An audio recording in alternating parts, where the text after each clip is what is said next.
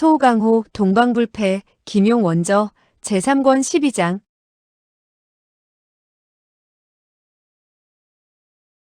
12. 신비한 할머니에게 칠연금을 배우다. 그는 즉시 문을 나섰다. 낙양은 역대 황제들이 사는 곳이었다. 규모는 웅장하나 시가지는 그리 번화하지 않았다. 영호충은 아는 것이 별로 많지 않았으며 고대 역사에 대해서는 아는 것도 없었다. 낙양성 내의 여러 명승고적을 봐도 그 내력을 알지 못하니 아무런 흥미도 느낄 수 없었다. 작은 골목으로 들어서니 7, 8명의 할 일 없는 사람들이 작은 주점에서 도박을 하고 있었다.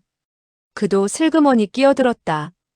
왕원패가 어제 자기에게 인사할 때 준 은자를 꺼내 그들과 도박을 하기 시작했다. 저녁때가 되어서야 도박을 끝내고 술에 취해 돌아왔다. 몇몇일 동안 그는 이 무리들과 도박을 하고 술을 마셨다. 며칠 동안은 재수가 좋아 몇 푼 땄으나 넷째 날부터 털리기 시작했다. 40냥의 은은 며칠이 가기 전에 바닥이 났다. 도박꾼들은 돈이 없으면 도박을 할 수 없다고 하면서 그를 끼워주지 않았다. 영호충은 화가 치밀어 술을 시켜 연거푸 몇 주전자 들이켰다. 점원이 말했다. 보시오, 돈을 싹 잃었는데 무엇으로 이 술값을 지불하겠소? 영호충이 말했다. 내일 와서 갚겠소. 점원은 고개를 저으며 말했다. 이 주막은 자금이 적고 이익이 없어 친척이나 친구일지라도 외상은 사절입니다. 영호충은 크게 화가 나 말했다. 이 도련님이 돈이 없다고 깔보는 것이냐? 점원은 웃으며 말했다. 당신이 도련님이든 영감님이든 마님이든 그건 상관이 없습니다. 돈이 있으면 팔고 돈이 없으면 외상을 주지 않을 것이요. 영호충이 자기 자신을 돌아보니 옷은 남루하고 돈 있는 차림새가 아니었다. 허리에 차고 있던 한 자루의 장검을 풀어 탁자에 던지며 말했다. 이것을 잡혀주시오. 한 명의 무례하니 그의 돈을 따고 싶어 급히 말했다. 줬소. 내가 당신 대신 잡혀드리죠. 그리고는 검을 안고 나갔다. 점원은 또 2 주전자의 술을 가져왔다. 영호충이 한 주전자를 다 마셔버렸을 때 그 무례한은 몇 덩이의 은자를 가지고 돌아왔다. 모두 3냥 4푼의 은이요. 그는 은자와 전당포 쪽지를 그에게 들이밀었다. 영호충이 은을 살펴보니 3냥도 되지 않았다. 그러나 그는 아무 말 하지 않고 다시 많은 무리들과 도박을 하기 시작했다. 저녁 때까지 술에 취하여 도박을 하다가 다시 미천을 몽땅 털리고 말았다. 영호충은 옆에 있던 입이 비뚤어진 자에게 말했다. 3냥만 빌려주시오. 이기면 배로 갚아드리겠소. 입이 비뚤어진 자가 웃으며 말했다. 만약 진다면 어떻게 하시겠소? 영호충이 말했다. 진다면 내일 갚아드리리다. 입이 비뚤어진 자는 말했다. 내 놈 집에는 아무것도 없는데 무엇으로 갚겠는가? 마누라를 팔겠는가? 여동생을 팔겠는가? 영호충은 크게 화가 나 손을 들어 뺨을 철썩 갈겼다. 이때는 취기가 이미 머리 끝까지 올라 있어서 내친김에 앞에 있던 몇 냥의 은까지 빼앗아 버렸다. 입이 비뚤어진 자는 외쳤다. 큰일 났다. 큰일 났다. 이놈은 강도로구나. 그 무리들은 모두 한 패라 일제히 달려들어 주먹을 쥐고 영호충에게 덤벼들었다. 영호충은 손에 검도 없고 힘이 없었다. 몇 명의 무리에게 떠밀려 땅바닥에 나뒹굴었다. 주먹과 발길질에 그의 얼굴은 시퍼렇게 멍이 들었다. 갑자기 말굽소리가 들려오더니 몇 명의 말 탄 자들이 옆을 지나갔다.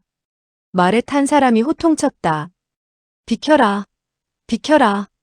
말채찍을 휘두르며 무리를 흩어지게 했다. 영호충은 땅바닥에 엎드려 다시는 일어설 수 없었다. 한 명의 여자가 갑자기 외쳤다. 어머, 이분은 대사형이 아니십니까? 바로 악영산이었다. 다른 한 사람이 말했다. 좀 봅시다. 이 사람은 임평지였다. 그는 말에서 내려 영호충의 몸을 돌려놓고 깜짝 놀라 말했다. 대사형, 어찌 된 일입니까? 영호충은 고개를 흔들며 쓰디쓰게 웃으며 말했다. 술에 취했고 도박에 졌소. 임평지는 급히 그를 안아 말 위에 실었다. 임평지와 악영산을 제외하고 다른 네 사람이 말에 타고 있었다. 말에 타고 있던 사람은 왕백분의 두 딸과 왕중강의 두 아들이었는데 바로 임평지의 사촌 남매들이었다. 그들 6사람은 집에서 나와 낙양성 여러 곳을 돌아다니며 망중한을 즐기고 있었는데 지금 집으로 돌아가는 길에 그 골목에서 영호충이 사람들에게 얻어맞고 있는 것을 보았던 것이다. 그들 4사람은 의아하게 생각했다. 화산파는 오합검파의 하나로 할아버지께서 말씀을 자주 하시고 찬양하셨는데 그리고 요전날 그들 제자들과 무술 시합을 겨룰 때 그들의 공력은 상당했는데 이 영호충은 화산파의 첫째 제자로서 어찌 이 몇 명의 깡패들조차 이길 수 없단 말인가? 영호충이 얻어맞아 시뻘건 코피가 나고 얼굴이 시퍼렇게 멍들고 부은 것을 보니 정말 이상하게 생각되었다. 영호충은 왕원패의 집으로 돌아와 이틀 동안 요양하자 비로소 원상태로 돌아왔다. 악불군 부부는 그가 무례한들과 도박을 하고 싸움을 했다는 소리를 듣고 화가 나서 그를 보러 오지도 않았다. 5째 날 왕중강의 작은 아들인 왕가구가 총총히 방 안으로 들어왔다. 영호 대형, 나는 오늘 당신의 빚을 갚았소. 그날 당신을 때린 무례한들을 찾아가 채찍으로 그놈들을 몇 번 때려 주었습니다. 영호충은 그 사건에 대해 기실 아무렇지도 않게 여기고 있었다. 그래서 담담히 말했다. 그럴 필요가 없습니다. 그날은 내가 술에 취했고 애당초 내가 잘못했던 것입니다. 왕가구는 말했다. 그게 무슨 말씀입니까? 당신은 우리 집 손님이 아닙니까? 금도왕가의 손님이 어찌 낙양성에서 얻어터지고도 빚을 갚지 못한단 말입니까? 영호충은 마음속 깊이 금도왕가에 대해 반감을 가지고 있었는데 그가 말끝마다 금도왕가 금도왕가라고 들먹이는 꼴을 보자 이 금도왕가가 무림에서 권세를 쥐고 좌지우지하는 것 같아 참지 못하고 생각나는 대로 내뱉어버렸다. 금도왕가가 고작 깡패를 상대하는 데 필요하단 말이오? 그는 말을 한 즉시 후회했다. 막 사과를 하려고 하는데 왕가구는 침울한 표정이 되어 말했다. 영호 형, 그 무슨 말씀이시오? 그때 만약 나와 의형님이 그 7명의 건달들을 막지 않았다면 당신이 오늘까지 생명을 부지할 수 있었겠소? 영호충은 담담하게 웃으며 말했다. 애당초 두 분께서 생명을 구해주신 데 대해 감사를 드리려고 생각했소. 왕가구는 영호충의 말투에 약을 올리는 의미가 들어있자 큰 소리로 외쳤다. 당신은 화산파 장문인의 수제자인데 낙양성의 몇 명의 건달조차 상대할 수 없으니. 하하하. 그 누가 거짓으로 명성을 얻었다고 말하지 않겠소? 나는 본래 가진 게 없고 명성도 없던 사람이요. 바로 이때 방문 밖에서 어떤 사람의 말소리가 들려왔다.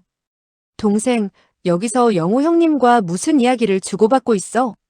문이 열리며 한 사람이 들어오는데 바로 왕중강의 장자 왕가준이었다. 왕가군은 화가 난 듯이 말했다. 형님, 나는 호의로 이 사람이 당한 분풀이를 하려고 그 7명을 찾아가서 한 놈 한 놈에게 채찍질을 가했는데 뜻밖의 이 영호 대엽께서는 나를 책망하는군요.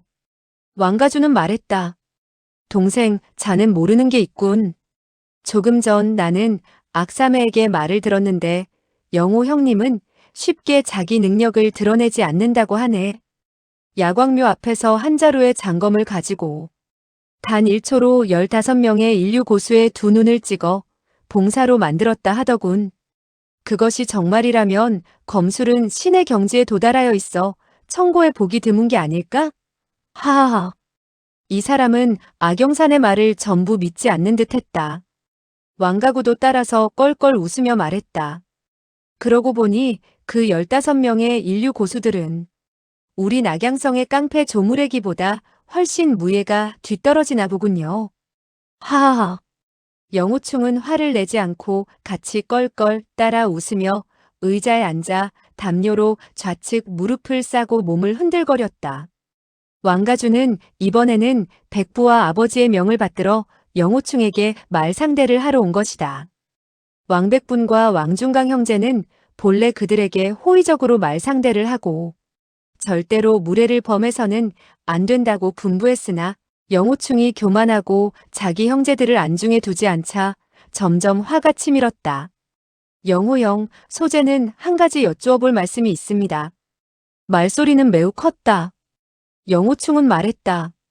가르침이라니요. 천부당만 부당한 말씀이요. 왕가주는 말했다. 평지 동생의 말을 듣자니 우리 고모부님과 고모님이 돌아가실 때 영호 형께서 그 두 분의 임종을 지켜보셨다고요? 영호충은 말했다. 맞습니다. 왕가주는 말했다. 고모부와 고모님의 유언을 영호 형께서 우리 평지 사촌 동생에게 들려주셨다고요? 영호충은 말했다. 틀림없는 사실이요. 왕가주는 말했다. 그럼 고모부님의 벽사건보는 어찌하셨소? 영호충은 이 말을 듣자 몸을 부르르 떨며 몸을 일으키고 큰 소리로 말했다. 무슨 말을 하는 거요? 왕가주는 그의 행동을 방어하기 위해 뒤로 한 발짝 물러나면서 말했다. 우리 고모부께선 벽사건보를 한 권 가지고 계셨는데 당신 보고 평지 동생에게 갖다 주라고 부탁했는데 어찌 당신은 지금까지 그것을 꺼내놓지 않는단 말이오? 영호충은 그의 트집을 듣고 화가 나서 몸을 부들부들 떨었다. 그는 떨리는 목소리로 말했다. 누구에게 사건보가 있다고요? 나보고 임사제에게 갖다 주라고 부탁을 했다고요? 왕가주는 웃으며 말했다. 만약 그런 일이 없었다면 당신은 도둑이 제발 저리다고 몸을 벌벌 떨고 말을 더듬지는 않았을 것이오. 영호충은 화를 참으며 말했다. 두 분 왕형, 이 영호충은 당신 집의 손님이요. 당신이 이런 말을 하는 것은 할아버지나 아버님의 뜻입니까? 그렇지 않다면 당신네 두 분의 뜻입니까? 왕가주는 말했다. 그냥 물어보는 것뿐이요. 그것이 무슨 큰일이나 돼요. 우리 할아버지와 아버님과는 아무런 상관이 없소. 그러나 복주 임가의 벽사건보는 천하의 명성을 떨쳤고 이 무림에선 모르는 사람이 없소. 고모부님이 갑자기 세상을 떠나자 그의 몸에 지니고 있던 보물 벽사건보는 어디로 사라졌는지 없소. 우리는 그에 가까운 친척이니 찾아봐야 할 의무가 있는 것이요. 영호충은 말했다. 그건 임평지가 당신께 물어보라고 시킨 것이요? 왜 그 사람은 자기 스스로 나에게 물어보지 않소? 왕가구는 킥킥킥 3번 웃고 말했다. 평지 사촌 동생은 당신의 사제이요. 그가 어찌 당신 앞에서 감히 물어보겠소? 영호충은 비웃으며 말했다. 이 낙양 땅은 당신들 금도왕가가 잡고 있어. 하하하, 지금 나에게 자백을 강요할 생각이라면 임평지에게 와서 물어보라고 하시오. 왕가주는 말했다. 각하는 우리 집 손님이요. 자백을 강요한다는 말은 천부당만 부당하오. 우리 형제는 단지 호기심 때문에 한마디 물어보았을 뿐이고 영호 형이 대답을 해주시면 좋고 대답을 하지 않는다고 해도 우리는 어쩔 수가 없소. 영호충은 고개를 끄덕이며 말했다. 나는 대답하지 않겠소. 당신들도 어쩔 수가 없다니 그만둡시다. 왕가구는 마른 기침을 한 번 하고 화제를 돌렸다. 영호영, 당신은 일검으로 15명의 고수의 두 눈을 찔러 멀게 했다고 하는데 그 같은 신기의 검초는 그 벽사검보에서 배웠소? 영호충은 깜짝 놀랐다. 그의 마음속에 불현듯 깨달아지는 바가 있었다. 사부님과 사모님, 사제들은 자기들의 목숨을 구해준 데 대하여 감격하지도 않고 오히려 모든 사람이 의심을 품고 있었다. 나는 그 원인을 알 수가 없었다. 그렇군, 알고 보니 그랬어. 알고 보니 그들은 내가 임진남의 벽사검보를 가로챈 줄 아는구나. 그들은 지금껏 독고구검을 구경한 적이 없고 또 내가 풍태사숙조에게 전수받았다는 말을 하지도 않았으니 그럴만하다. 내가 사과회에서 몇 개월 묵는 동안 검술이 갑자기 진보하고 검종인 봉불평과 같은 고수조차 나를 상대하지 못했으니 만약 그 벽사검보에서 기묘한 고초를 배워오지 않았다면 어디서 배워왔단 말인가 하고 생각했겠지. 또 임진남 부부가 죽을 때 나 혼자만 그들 곁에 있었으니 모든 사람들은 자연히 나를 의심할 거다. 무림 고수들이 호시탐탐 노리고 있는 벽사건보가 반드시 내 수중에 있다고 여겼을 것이다. 다른 사람이 이렇게 생각하는 것은 나무랄 수 없는 일이다. 그러나 사부님과 사모님은 나를 키우셨고 소사매와 나와는 오누이처럼 지냈는데 이 영호충이 어떤 사람인지를 그 사람들이 아직도 모르고 있단 말인가. 그 사람들조차 나를 믿지 못하니 정말 안타깝기 그지없구나. 왕가구는 득이양양해졌다. 그는 웃으며 말했다. 내 말이 맞지 않소? 그렇지요. 그 벽사건보는 어디 있소? 우리는 당신 것을 빼앗으려는 것이 아니고 단지 물건을 원래의 주인에게 돌려주려고 그러는 거요. 당신이 그 건보를 임가에게 돌려준다면 그것으로 좋카오. 영호충은 고개를 좌우로 흔들며 말했다. 난 지금껏 벽사건보라는 것을 본 적이 없소. 임총표두께선 일찍이 청성파와 세북명타 목고봉에게 잡혔었소. 그의 몸에 무슨 건보가 있다면 그 사람들이 벌써 찾아냈을 것이요. 왕가주는 말했다. 그 벽사건보는 상당히 중요한 보물인데 내 고모부와 고모님이 어찌 그것을 몸에 지니고 다녔겠소. 자연히 아주 은밀한 장소에 숨겨두었을 것이요. 그들은 죽기 전에 비로소 당신에게 가르쳐주고 사촌 동생에게 전해주도록 유언을 남기셨을 것이외다. 그런데 그것은 왕가구가 옆에서 맞장구를 쳤다. 당신이 그것을 살며시 찾아낸 다음 꿀꺽했는지 어찌 알겠소? 영호충은 들을수록 화가 났다. 애당초 상대를 안 하려고 했으나 일이 자기의 명성과 커다란 관련이 있었기 때문에 자기가 뒤집어 쓴 누명을 벗겨야 한다고 생각했다. 임총표두께서 정말 신묘한 건보를 갖고 있었다면 적수가 없었을 것이 아니겠소? 어찌 몇 명의 청성파 제자들조차 당해내지 못하고 그들에게 잡혔단 말이오? 왕가구는 말했다. 그건. 그는 입을 벌린 채 일시 대꾸할 말을 찾지 못했다. 그러나 왕가주는 말을 잘하는 달변가였다. 천하의 일이란 원래 공교로운 법이 아니겠소? 영호충께선 벽사건보를 배워 검술이 대단한데도 몇 명의 깡패 조무래기조차 당할 수 없었소. 그들에게 잡힌 까닭은 무슨 연유요? 하하하, 그것이 자기의 실력을 밖으로 노출시키지 않는 것입니까? 그러나 영호 형, 당신의 행동이 조금은 지나친 것 같지 않소? 정정당당한 화산파 수제자가 낙양성의 몇 명의 깡패 조무래기에게 당하면서도 아무런 대응을 못했으니 그런 이야기를 누가 믿는단 말이오. 절대로 믿는 사람이 없을 것이오. 그 안에는 틀림없이 어떤 음모가 숨어 있을 것이오. 영호 형, 내가 권고하는데 솔직히 벽사건보의 행방을 말해주시오. 영호충은 평상시 성격대로라면 벌써 반격을 가했을 것이다. 그러나 손님으로 온 신분을 생각해서 꾹꾹 눌러 참았다. 영호충은 여태껏 벽사건보인지 뭔지를 본 적이 없소이다. 복주에 있는 총표두의 유언을 나는 한마디도 빼놓지 않고 임사제에게 말했소. 영호충이 만약 속이고 있는 일이 있다면 100번 죽어도 좋소. 말을 하면서 팔짱을 끼었다.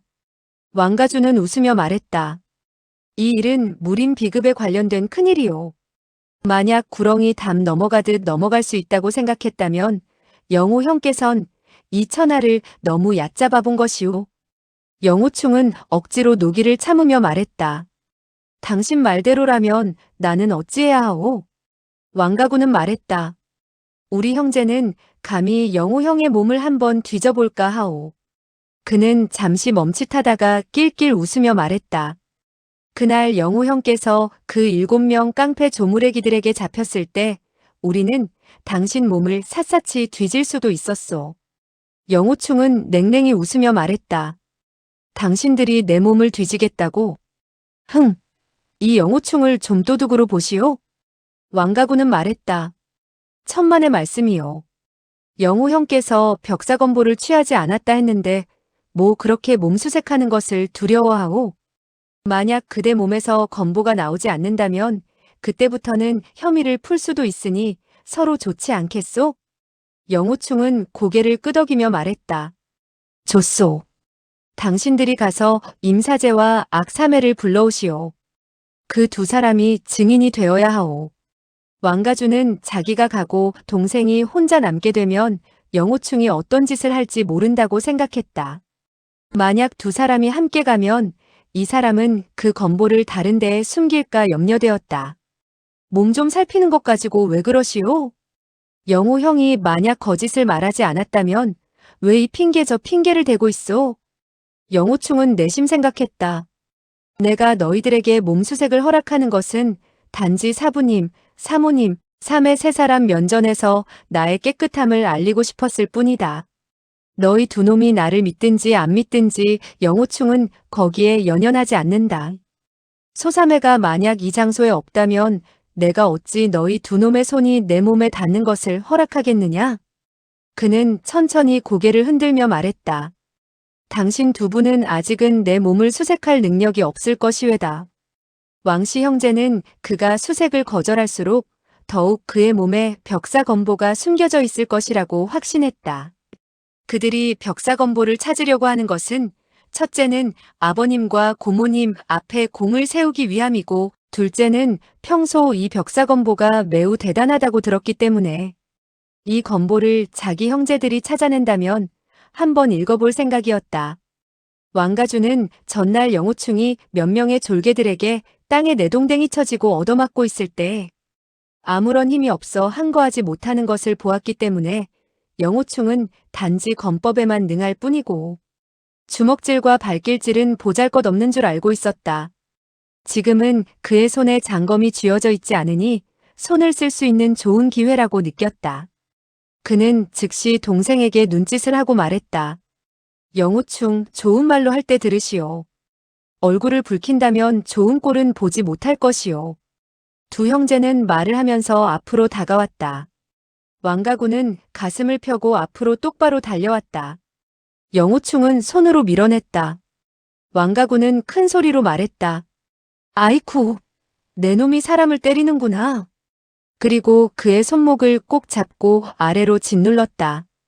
그는 영호충이 화산파의 우두머리이니까 섣불리하면 큰 코 다친다 싶어 신중을 기에 잡고 눌렀다. 그 수법은 왕가 집안에 전해 내려오는 금나 수법이었다. 영호충은 손을 잡히자 원래 팔을 돌려 옆으로 찌른 다음 바로 공격으로 전환할 생각이었으나 자기의 내력이 전부 소실된 후라 비록 초식대로 팔을 돌렸지만 조금도 힘을 쓸 수가 없었다.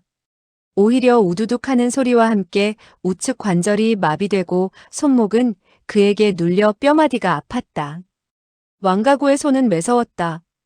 영호충의 오른손을 잡고 비트니 그의 우측 어깨 관절이 탈골되고 말았다. 형님, 빨리 수색하십시오. 왕가주는 좌측 발을 내밀어 영호충의 두 다리 앞에 비스듬히 대어 그의 공격을 방비하면서 손을 내밀어 그의 품속을 더듬었다. 많은 잡스러운 물건이 꺼내졌다. 그의 손에 갑자기 한 권의 엷은 책이 잡혔다. 두 사람은 동시에 외쳤다. 여기 있구나. 여기 있구나. 임 고모부님의 벽사건보를 찾아냈다. 왕씨 형제가 급히 책을 살펴보니 첫 번째 페이지에 써있기를 소호강호지곡 6개의 글씨가 전서체로 씌어져 있었다. 왕씨 형제는 글을 잘 몰랐다. 이 6글자가 만약 해서라면 알아보았을 텐데 이 글자들은 전서체였다. 그러므로 그들은 한 글자도 알 수 없었던 것이다. 다시 한 페이지를 넘기니 거기 보이는 것은 괴상한 글자였다. 그 두 사람은 이것이 검은고의 악보인 줄 모르고 마음속으로 벽사건보라 확신하고 큰 소리로 외쳤다. 벽사건보, 벽사건보. 왕가주는 말했다. 할아버지께 보내드리자. 그리고 검은고 악보를 가지고 급히 문을 나섰다. 왕가구는 영호충의 허리를 힘껏 걷어차며 말했다. 철면피 같은 놈. 그리고 그의 얼굴에 침을 퇴뱉었다. 영호충은 화가 나서 가슴이 터질 것 같았다. 그러나 생각을 돌렸다. 이 두 놈은 무식하기 짝이 없지만 그 조부나 아버지는 이렇게까지 무식하지는 않겠지. 잠시 후에 이것이 검은고 악보인 줄 알면 틀림없이 나에게 사죄를 할 것이다. 두 어깨가 탈골되자 그 아픔은 참을 수 없었다.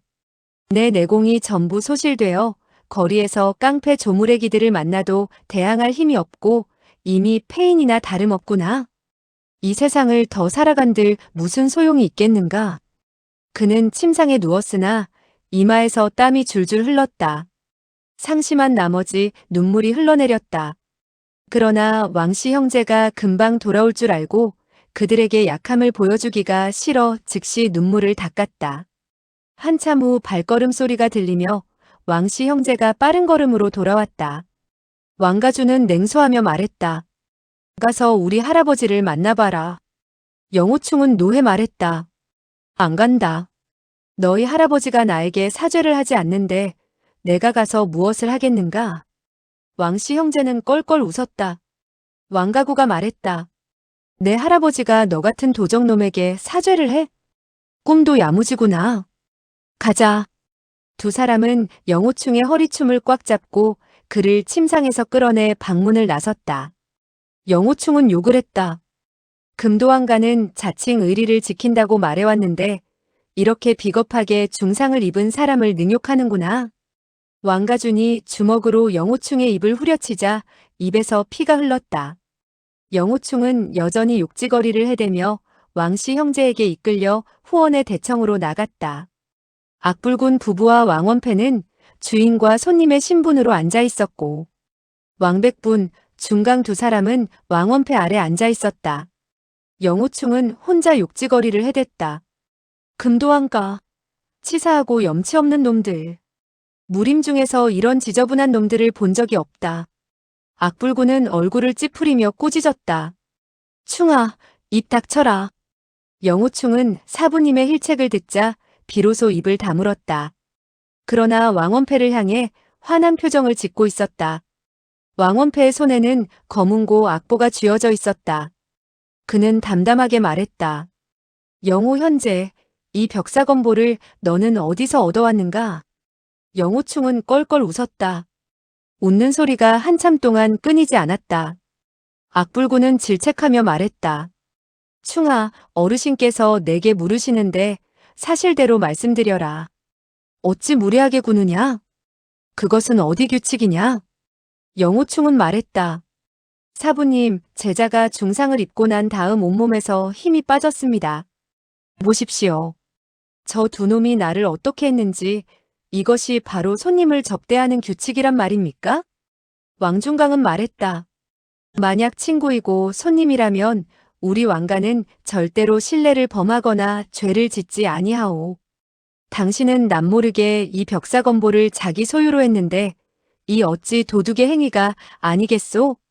낙양 금도왕가는 청렴한 가문인데 어찌 도둑을 친구로 삼으리까? 영호충은 말했다. 당신과 손자 3대는 말끝마다 벽사검보라고 하는데 당신들은 도대체 벽사검보를 보았소? 어찌 이것이 벽사검보란 말이오? 왕중강은 흠칫 놀라며 말했다. 이 책자는 너의 몸에서 찾아낸 것이고 악사형께서도 화산파의 무공책자가 아니라고 하셨다. 벽사검보가 아니면 또 무엇이겠느냐? 영호충은 화가 극에 달하자 오히려 껄껄 웃으며 말했다. 당신이 벽사검보라고 하니 그럼 벽사검보라고 칩시다. 그러면 당신들 금도왕가가 그 책을 익히도록 하시구려. 천하무적의 검법을 익힐 수 있을 것이외다. 낙양의 왕가는 이 무림에서 도검상절이라고 불려질 것이요. 하하하하. 왕원패는 말했다. 영호 현재 손자들이 일시적으로 죄를 지었다면 화를 풀게. 사람이 어찌 허물이 없겠는가? 허물을 알고 고친다면 그것이 바로 큰 그릇의 사람이 아니겠는가? 내가 이미 검보를 꺼내 놓았으니 당신 사부의 체면을 봐서라도 우리가 끝까지 추궁할 수가 없군. 이 일에 우리 모두는 앞으로 더 이상 말을 꺼내지 맙시다. 내가 바로 너의 어깨를 붙여주마. 말을 하면서 좌석에서 내려와 영호충을 향해 손을 내밀어 그의 좌측 손을 잡았다. 영호충은 뒤로 두 발자국 물러나면서 큰 소리로 외쳤다. 잠깐! 영호충은 당신의 동정을 받지 않겠소. 왕원패는 의아해하며 말했다. 왜 그런가? 영호충은 화가 나서 말했다. 이 영호충은 허수아비가 아니오.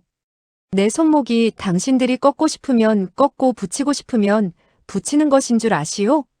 그리고 좌측으로 2걸음 가서 악부인의 곁에 가며 외쳤다.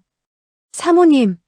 악부인은 한숨을 내쉬고 관절에서 떨어져 나간 그의 2팔을 붙여주었다.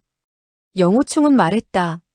사모님, 이 책은 분명 칠연금의 악보와 퉁소의 악보인데 이 왕가의 사람들은 난 놓고 기억자도 모르면서 자꾸 이것을 벽사건보라고 합니다.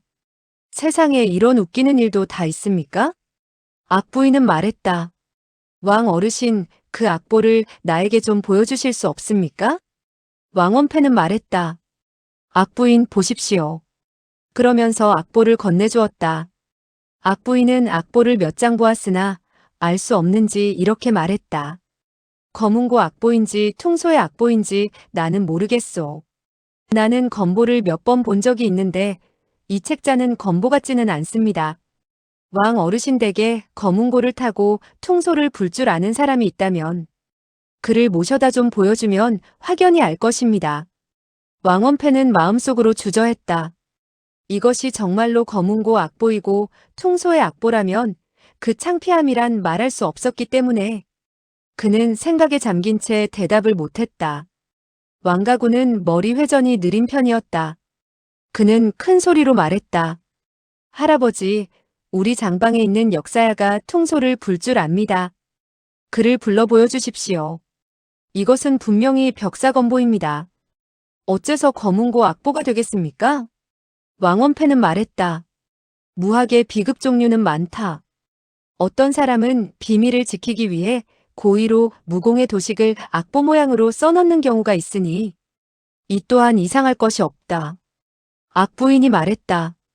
대개 퉁소를 불 줄 아는 사람이 있다 하니 그럼 이것이 건보인지 악보인지 그를 불러오면 금방 알 수 있겠군요.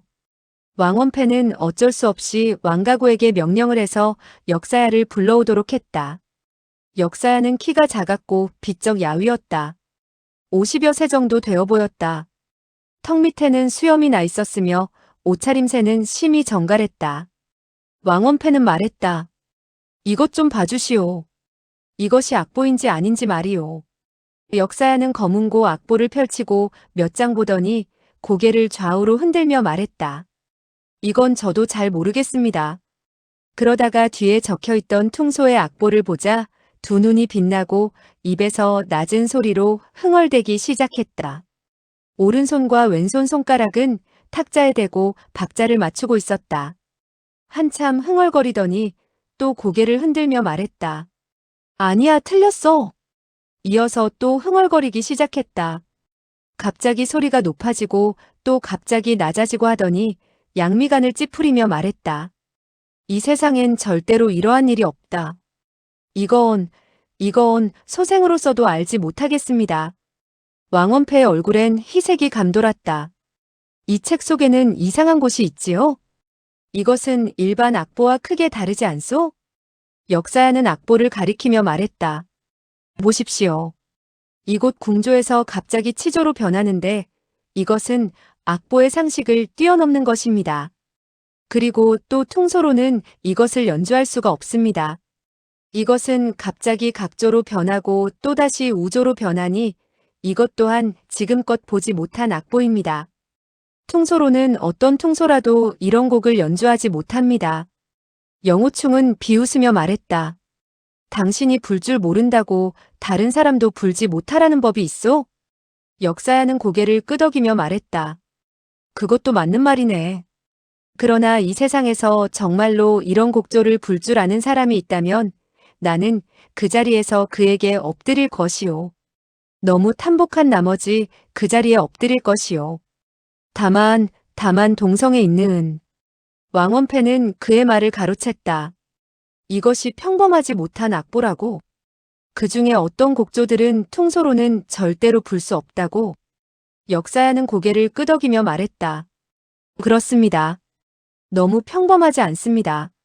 너무 해괴합니다. 소생 생각으로는 절대 불지 못할 것입니다. 동성에 있는 그를 제외하고는. 악부인이 물었다. 동성에 있는 사람은 이 악보를 불 줄 안단 말이오? 역사야는 말했다. 그건 소인도 보증할 수 없습니다만 단지 오로지 동성에 있는 녹주공 그 사람은 검은고도 잘 탈 줄 알 뿐 아니라 퉁소도 잘 붑니다. 어쩌면 그가 불 수 있을지 모르겠습니다. 그의 퉁소 실력은 이 소생보다 훨씬 고명하지요. 정말 잘 붑니다. 이것은 과장이 아닙니다. 결코 과장이 아닙니다. 왕원패는 말했다. 이 악보가 평범치 못하다면 틀림없이 이 중간에 어떤 우여곡절이 있을 것이다. 왕백부는 옆에서 듣고 있을 뿐 아무 말도 하지 않고 있다가 갑자기 말에 끼어들었다. 아버님, 정주팔궤도의 사문육합도법은 그 도법은 적혀 있지 않습니까? 왕원패는 짐짓 놀랐다. 그리고 즉시 그 뜻을 이해했다. 아들이 자기에게 깨우침을 주고 있는 것이다. 정주팔궤도의 장문인 막성은 낙양 금도왕가와는 수대에 걸친 사동간인데 그의 팔궤도문 중에 무슨 사문육합도법이라는 게 없었다. 그러나 화산파는 단지 건법만 연구하고 다른 파에서 이런 도법을 익혔다고 하면 악불군을 속일 수가 있을 것 같았다. 왕원패는 즉시 고개를 끄덕이며 말했다. 맞다, 맞아. 몇 년 전 그 사돈댁에서 이 일에 대해 얘기한 적이 있지. 악보에다 도법, 건법을 적어놓는 일은 늘 있는 일이고 그리 신기한 일이 아니라고. 영호충은 비웃듯 말했다. 흔한 일이 아니라고요? 그럼 어르신께 묻겠는데 이 두 개의 악보에 적혀있는 건법은 도대체 어떤 건법입니까? 왕원패는 길게 한숨을 내쉬며 말했다. 이건 내 사위가 이미 죽었으니 이 악보의 비밀은 그 한 사람을 제하고는 알 사람이 없을 것이다. 영호충은 이때 소호강호의 악보 내력을 설명할 수도 있었으나 첫째로는 형산파 막대 선생이 어떻게 대숭양수 비빈을 죽였는가를 말할 수 없을 뿐더러 사부님이 이 곡조가 마교 장로 곡양과 관련이 있다는 것을 아신다면 틀림없이 이것을 없앨 것이며 그렇다면 자기는 부탁을 받았는데 그 부탁을 들어줄 수가 없을 것이라고 생각했다. 영호충은 즉시 노기를 억제하고 말했다. 이분 역사야께서 말씀하시기를 동성에는 녹주공이라는 분이 음악에 정통하시다고 하는데 이 악보를 가지고 가 그분에게 맡겨보지요. 왕원패는 고개를 저으며 말했다. 그 녹주공은 이상하고 기괴한 사람이며 마치 머리가 돈 사람 같은데 그 사람의 말을 어찌 믿을 수 있는가? 악부인이 말했다. 이 일은 반드시 분명히 밝혀야 합니다. 충하도 우리 제자이고 평지 또한 우리들의 제자인데 우리들은 누구 하나를 편애할 수가 없습니다. 결국 누가 옳고 누가 그른지 그 녹주공을 청해서 이 악보의 이치나 알아보도록 합시다. 그녀는 이 일이 영호충과 금도왕가의 결움이라고 말할 수가 없어서 금도왕가라는 말 대신에 임평지를 끌어들였다. 악부인은 다시 말했다. 역사야, 사람을 보내 그분을 모셔오시면 감사하겠습니다. 역사야는 말했다. 그 노인네의 성질은 기괴하기 짝이 없습니다. 다른 사람이 일이 있어 그에게 구하려고 하면 그가 관여하기 싫은 일은 대문 앞에 가서 절을 해도 그는 절대로 쳐다보지도 않고 만약 자기가 어떤 일에 끼어들면 물리쳐도 물러나지 않는 사람입니다. 악부인은 고개를 끄덕이며 말했다. 생각해보니 그분 녹주공은 무림의 선배인 것 같습니다. 사형, 우리가 들은 견문은 너무 없지요? 왕원패는 웃으며 말했다. 그 녹주공은 대나무를 엮는 장인에 불과하오. 대나무 그릇이나 대방석을 짜는 사람일 뿐 무림의 사람은 아니오. 단지 그는 검은고를 잘 타고 퉁소를 잘 불고 또 그림을 그려 많은 사람들에게 돈을 받고 팔고 그래서 약간 우아한 노인이어서 우리 지방에선 그를 좀 높이 쳐주는 것이라오. 악부인은 말했다. 이러한 인물이라면 낙양까지 와서 안 보고 갈 수는 없지요. 왕 어르신께서 비록 수고스럽지만 우리 함께 그분을 만나보는 게 어떨까요? 악부인의 뜻이 심히 완고하자 왕원패는 따르지 않을 수 없었다. 하는 수 없이 아들, 손자, 악불군 부부 영호충, 임평지, 악영산 등과 함께 동성을 향했다. 역사하는 앞에서 길을 인도했다. 작은 골목을 지나고 하나의 막다른 골목에 이르렀다. 골목 끝에는 넓은 대나무 숲이 있는데 바람을 맞아 대나무가 흔들거리는 풍경이 그림 같았다. 여러 사람이 그 골목으로 들어서자 거문고를 타는 소리가 딩동딩동 들려올 뿐. 골목 안은 조용하고 깨끗하여 밖의 낙양성과는 딴 세상 같았다. 악부인은 낮은 소리로 말했다.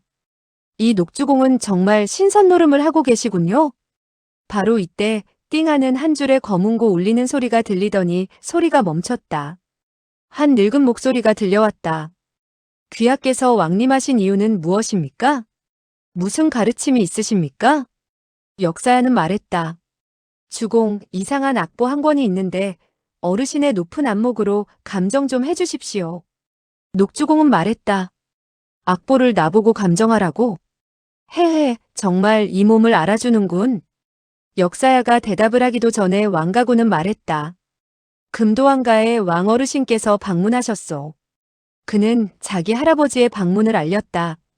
그는 생각하기를 자기 할아버지가 낙양성에서 무시 못할 인물이기 때문에 한 명의 대나무나 엮는 늙은이가 금방 뛰쳐나와 영접하지 않을 수 없으리라고 생각했다. 그러나 녹주공은 비웃는 듯 말했다. 금도인지 은도인지 이 늙은이의 대나무 깎는 솜씨보다 나으려고? 이 늙은이가 왕 어르신을 방문하지 않는데 왕 어르신은 어찌해서 이 늙은이를 방문하는 거지? 왕가구는 대노해 큰 소리로 외쳤다. 할아버지, 이 늙은 노인네는 이치를 모르는 사람 같습니다. 그를 만나보면 뭘 합니까? 우리 집으로 돌아가요. 악부인은 말했다. 이왕 왔는데 녹주공에게 청해서 이 악보를 살펴보도록 하는 것도 괜찮을 성십군요. 왕원패는 쳇 하는 소리를 내며 악보를 역사야에게 꺼내주었다. 역사야는 그 악보를 받아들고 푸른 대나무 숲으로 들어갔다. 녹주공의 말소리가 들렸다. 줬소. 그것을 내려놓으시오. 역사야는 말했다. 어르신께 여쭙겠는데 이것은 정말로 악보입니까? 그렇지 않으면 무공의 비결입니까? 무공의 비결을 이렇게 악보로 고친 것이 아닐까요? 녹주공은 말했다. 무공의 비결이라고? 이것은 틀림없는 악보이네. 이어서 거문고 소리가 들려왔다. 우아하고 멋진 음률은 사람에게 커다란 감동을 주었다. 영호충은 잠깐 듣고 이것이 바로 그날 유정풍이 연주했던 곡임을 기억해내었다. 곡은 여전히 남아있건만 사람은 이미 떠나고 없으니 어찌 슬프지 않을 수 있겠는가. 얼마 지나지 않아 거문고 소리가 높이 올라갔다. 거문고 소리가 울릴수록 음은 높아져 최고의 음이 울릴 때 쨍 하는 소리와 함께 줄이 하나 끊어져 나갔다. 다시 몇 개의 음이 더 높아지자 쨍 하면서 거문고 줄은 또 하나가 끊어졌다. 녹주공은 어타는 소리를 내며 말했다. 이 악보는 생소하고 기이하기 짝이 없소. 참으로 이해하기 어렵군요. 왕원패 일가족 5명은 서로 쳐다보면서 얼굴에는 득이양양한 표정을 지었다. 녹주공이 말했다. 그럼 이번엔 이 퉁소의 악보를 좀 보겠소. 이어서 퉁소 부는 소리가 대나무 숲에서 울려나왔다. 처음에는 유연하여 사람에게 감동을 주었고 정감이 온몸을 휘감았다. 그러나 나중에 소리가 갈수록 낮아져 거의 들리지 않았다. 다시 몇 가지의 음률이 들려오더니 퉁소 소리는 마침내 거의 들리지 않게 되었다. 픽픽픽 하는 소리만 들려왔을 뿐이었다. 녹주공은 한숨을 쉬며 말했다. 영노제, 당신은 퉁소를 불 줄 아는 사람이요. 이렇게 낮은 음을 어찌 불어낸단 말이오? 이 금보와 퉁소 악보는 가짜는 아니지만 그러나 곡을 만든 사람은 장난을 한 모양이군요. 당신은 먼저 돌아가 계시오. 내가 자세히 연구해 보겠소.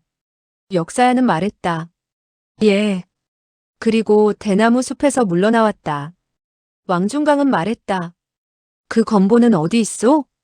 역사야는 말했다. 건보요? 아, 녹주공이 놔두고 가라고 했습니다. 자세히 연구 좀 해보시겠다고요. 왕중강은 급히 말했다. 빨리 가서 가져오시오. 그것은 진귀하기 이를 데 없는 건보요. 무림 중에는 얼마나 많은 사람들이 그것을 차지하려고 하는지 아시오? 아무 상관도 없는 사람에게 놔둔단 말이오? 역사야는 말했다. 예. 그가 몸을 돌려 대나무 숲으로 들어가려고 할 때였다.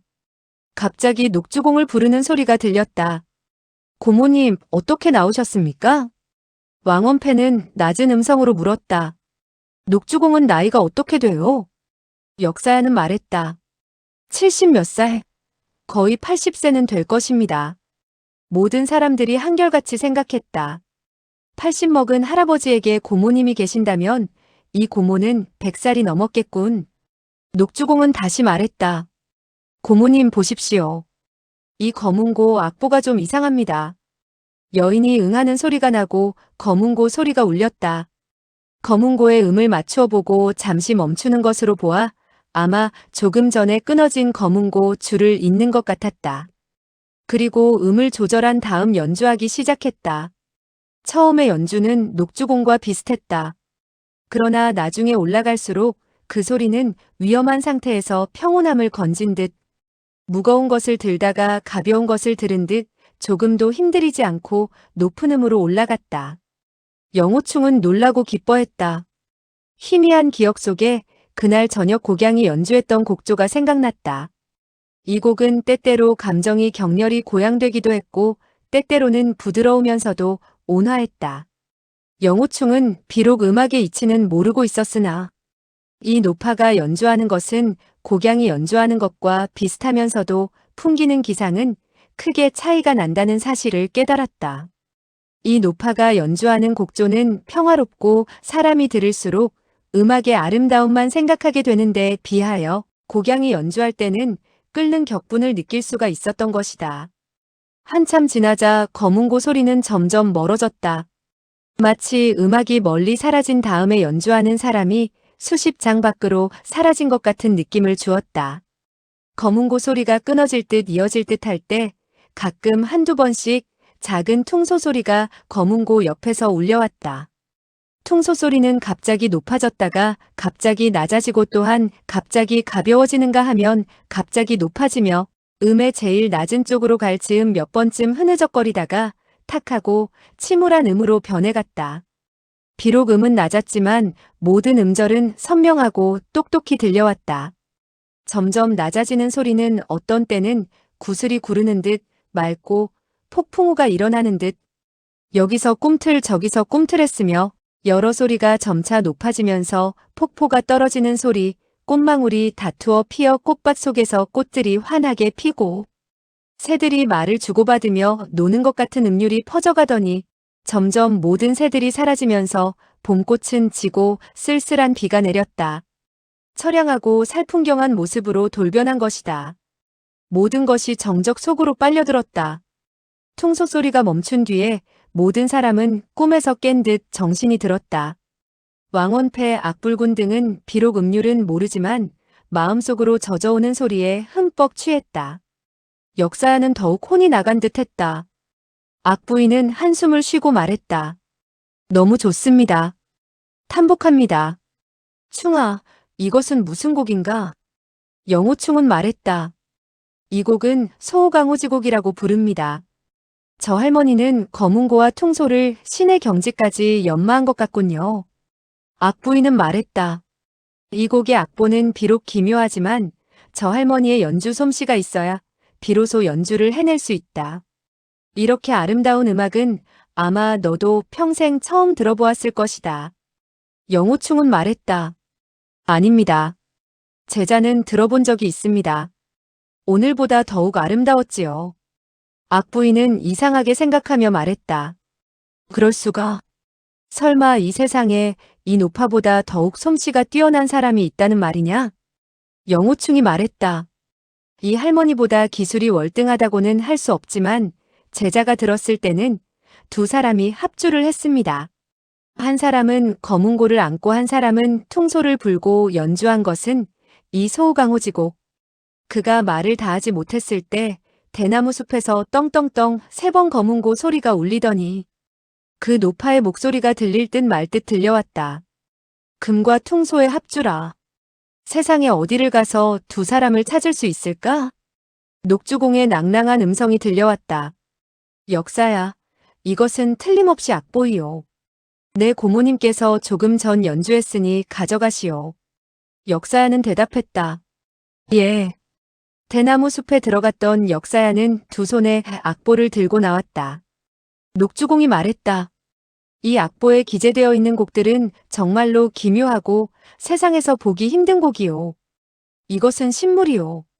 절대로 속인들의 손에 들어가지 말게 하십시오. 그리고 당신이 볼 줄 모르신다면 그것을 배우려는 망상을 버리시오.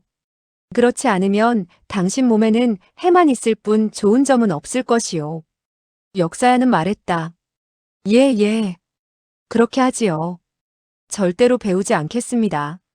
그는 악보를 왕원패에게 건네주었다. 왕원패는 친히 검은고 소리, 퉁소 소리를 들은 후 악보 속에 아무런 하자도 없다는 것을 알고 즉시 영우충에게 건네주며 어색하게 말했다. 영우 현재 정말 면목이 없소. 영우충은 비웃음을 띄었다. 몇 마디 귀에 거슬리는 말을 하려고 했으나 악부인이 그를 향해 고개를 끄덕였기 때문에 영우충은 참고 말하지 않았다. 왕원패의 가족은 서로 면목이 서지 않아 먼저 돌아가고 악불고는 뒤따라갔다. 영우충은 악보를 손에 쥐고 멍청이 서서 움직이지 않았다. 악부인이 말했다. 충아, 돌아가지 않으련? 영우충이 말했다.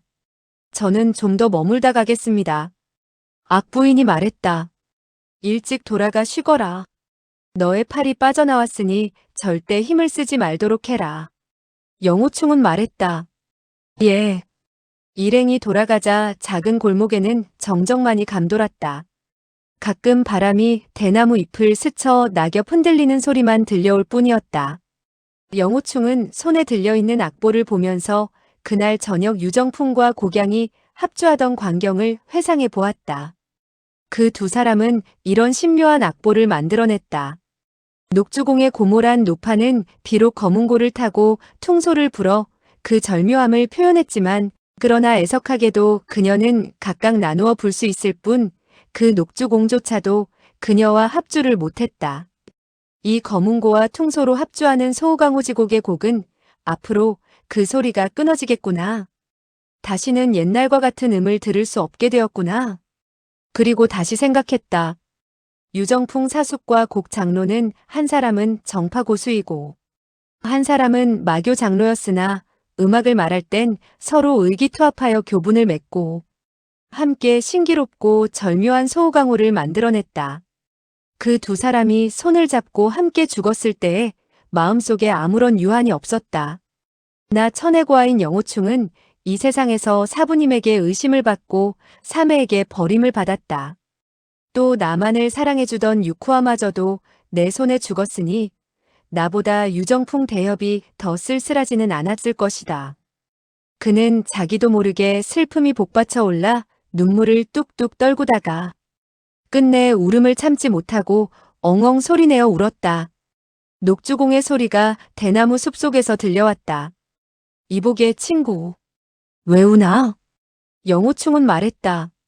내 신세가 가련하고 이 곡을 만든 두 분 선배의 죽음을 생각하니 때와 장소를 가리지 못하고 슬픔이 복받치는군요.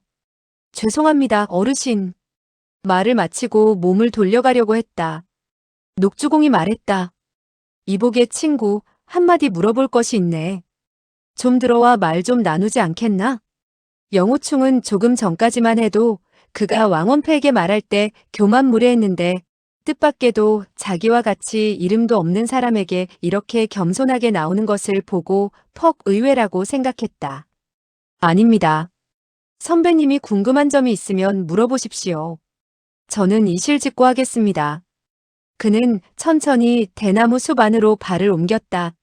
앞에는 5칸짜리 작은 집이 있었는데 좌측에 2, 우측에 셋 모두가 굵은 대나무로 엮어 만든 것이었다.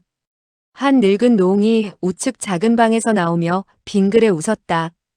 이것 보게 친구 들어와 차나 한잔하자고.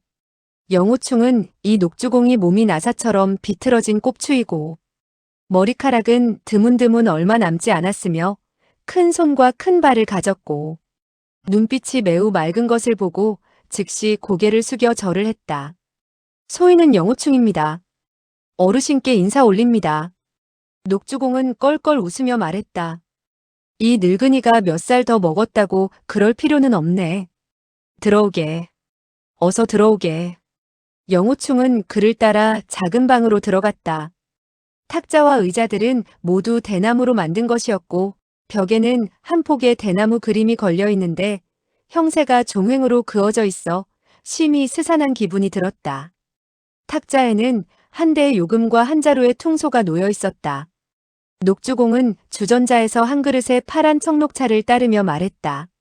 차를 들게나. 영호충은 두 손으로 받으며 고개를 숙이고 감사해했다. 녹주공은 말했다. 이복의 친구, 이 악보는 어디서 얻어왔는가? 좀 가르쳐 줄 수 없겠나? 영호충은 멈칫하며 생각했다.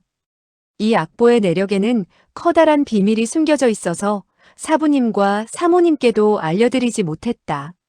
그때 유정풍과 곡양이 나에게 건네줄 때 이 곡을 후세에 전해 절대로 사라지지 않도록 하라고 했다. 이 녹주공과 그의 고모는 음악에 정통하고 그의 고모는 특히 이 곡조를 거의 완벽하게 연주하지 않았던가? 이 두 사람의 나이가 비록 많지만 두 사람 외에는 세상에 이 악보를 전해줄 만한 사람이 없을 것이다. 설령 이 세상에 음악에 정통한 사람이 있을지라도 나의 목숨은 얼마 남지 않았으니 어쩌면 그런 인연을 맺기가 어려울지도 모르는 일이다. 그는 잠깐 생각해 본 다음에 말을 했다. 이 곡을 쓴 두 분 선배는 한 분은 거문고에 능하고 한 분은 통소를 잘 부십니다. 두 사람이 지교를 맺고 이 곡을 만들었지요. 그러나 뜻하지 않은 큰 변을 당해 함께 돌아가셨습니다. 두 분 선배님이 돌아가시기 전에 이 곡을 제게 건네주며 전할 사람을 찾아보고 이 곡이 세상에 알려지도록 하라고 하셨습니다. 그는 잠시 말을 멈춘 후 다시 말했다. 조금 전 선배님과 고모님께서 연주하시는 묘기를 들었을 때 이 곡의 주인이 나타났다고 생각했습니다. 그러하오니 어르신께서 이 곡을 거두어 주시고 고모님께 전해 주십시오.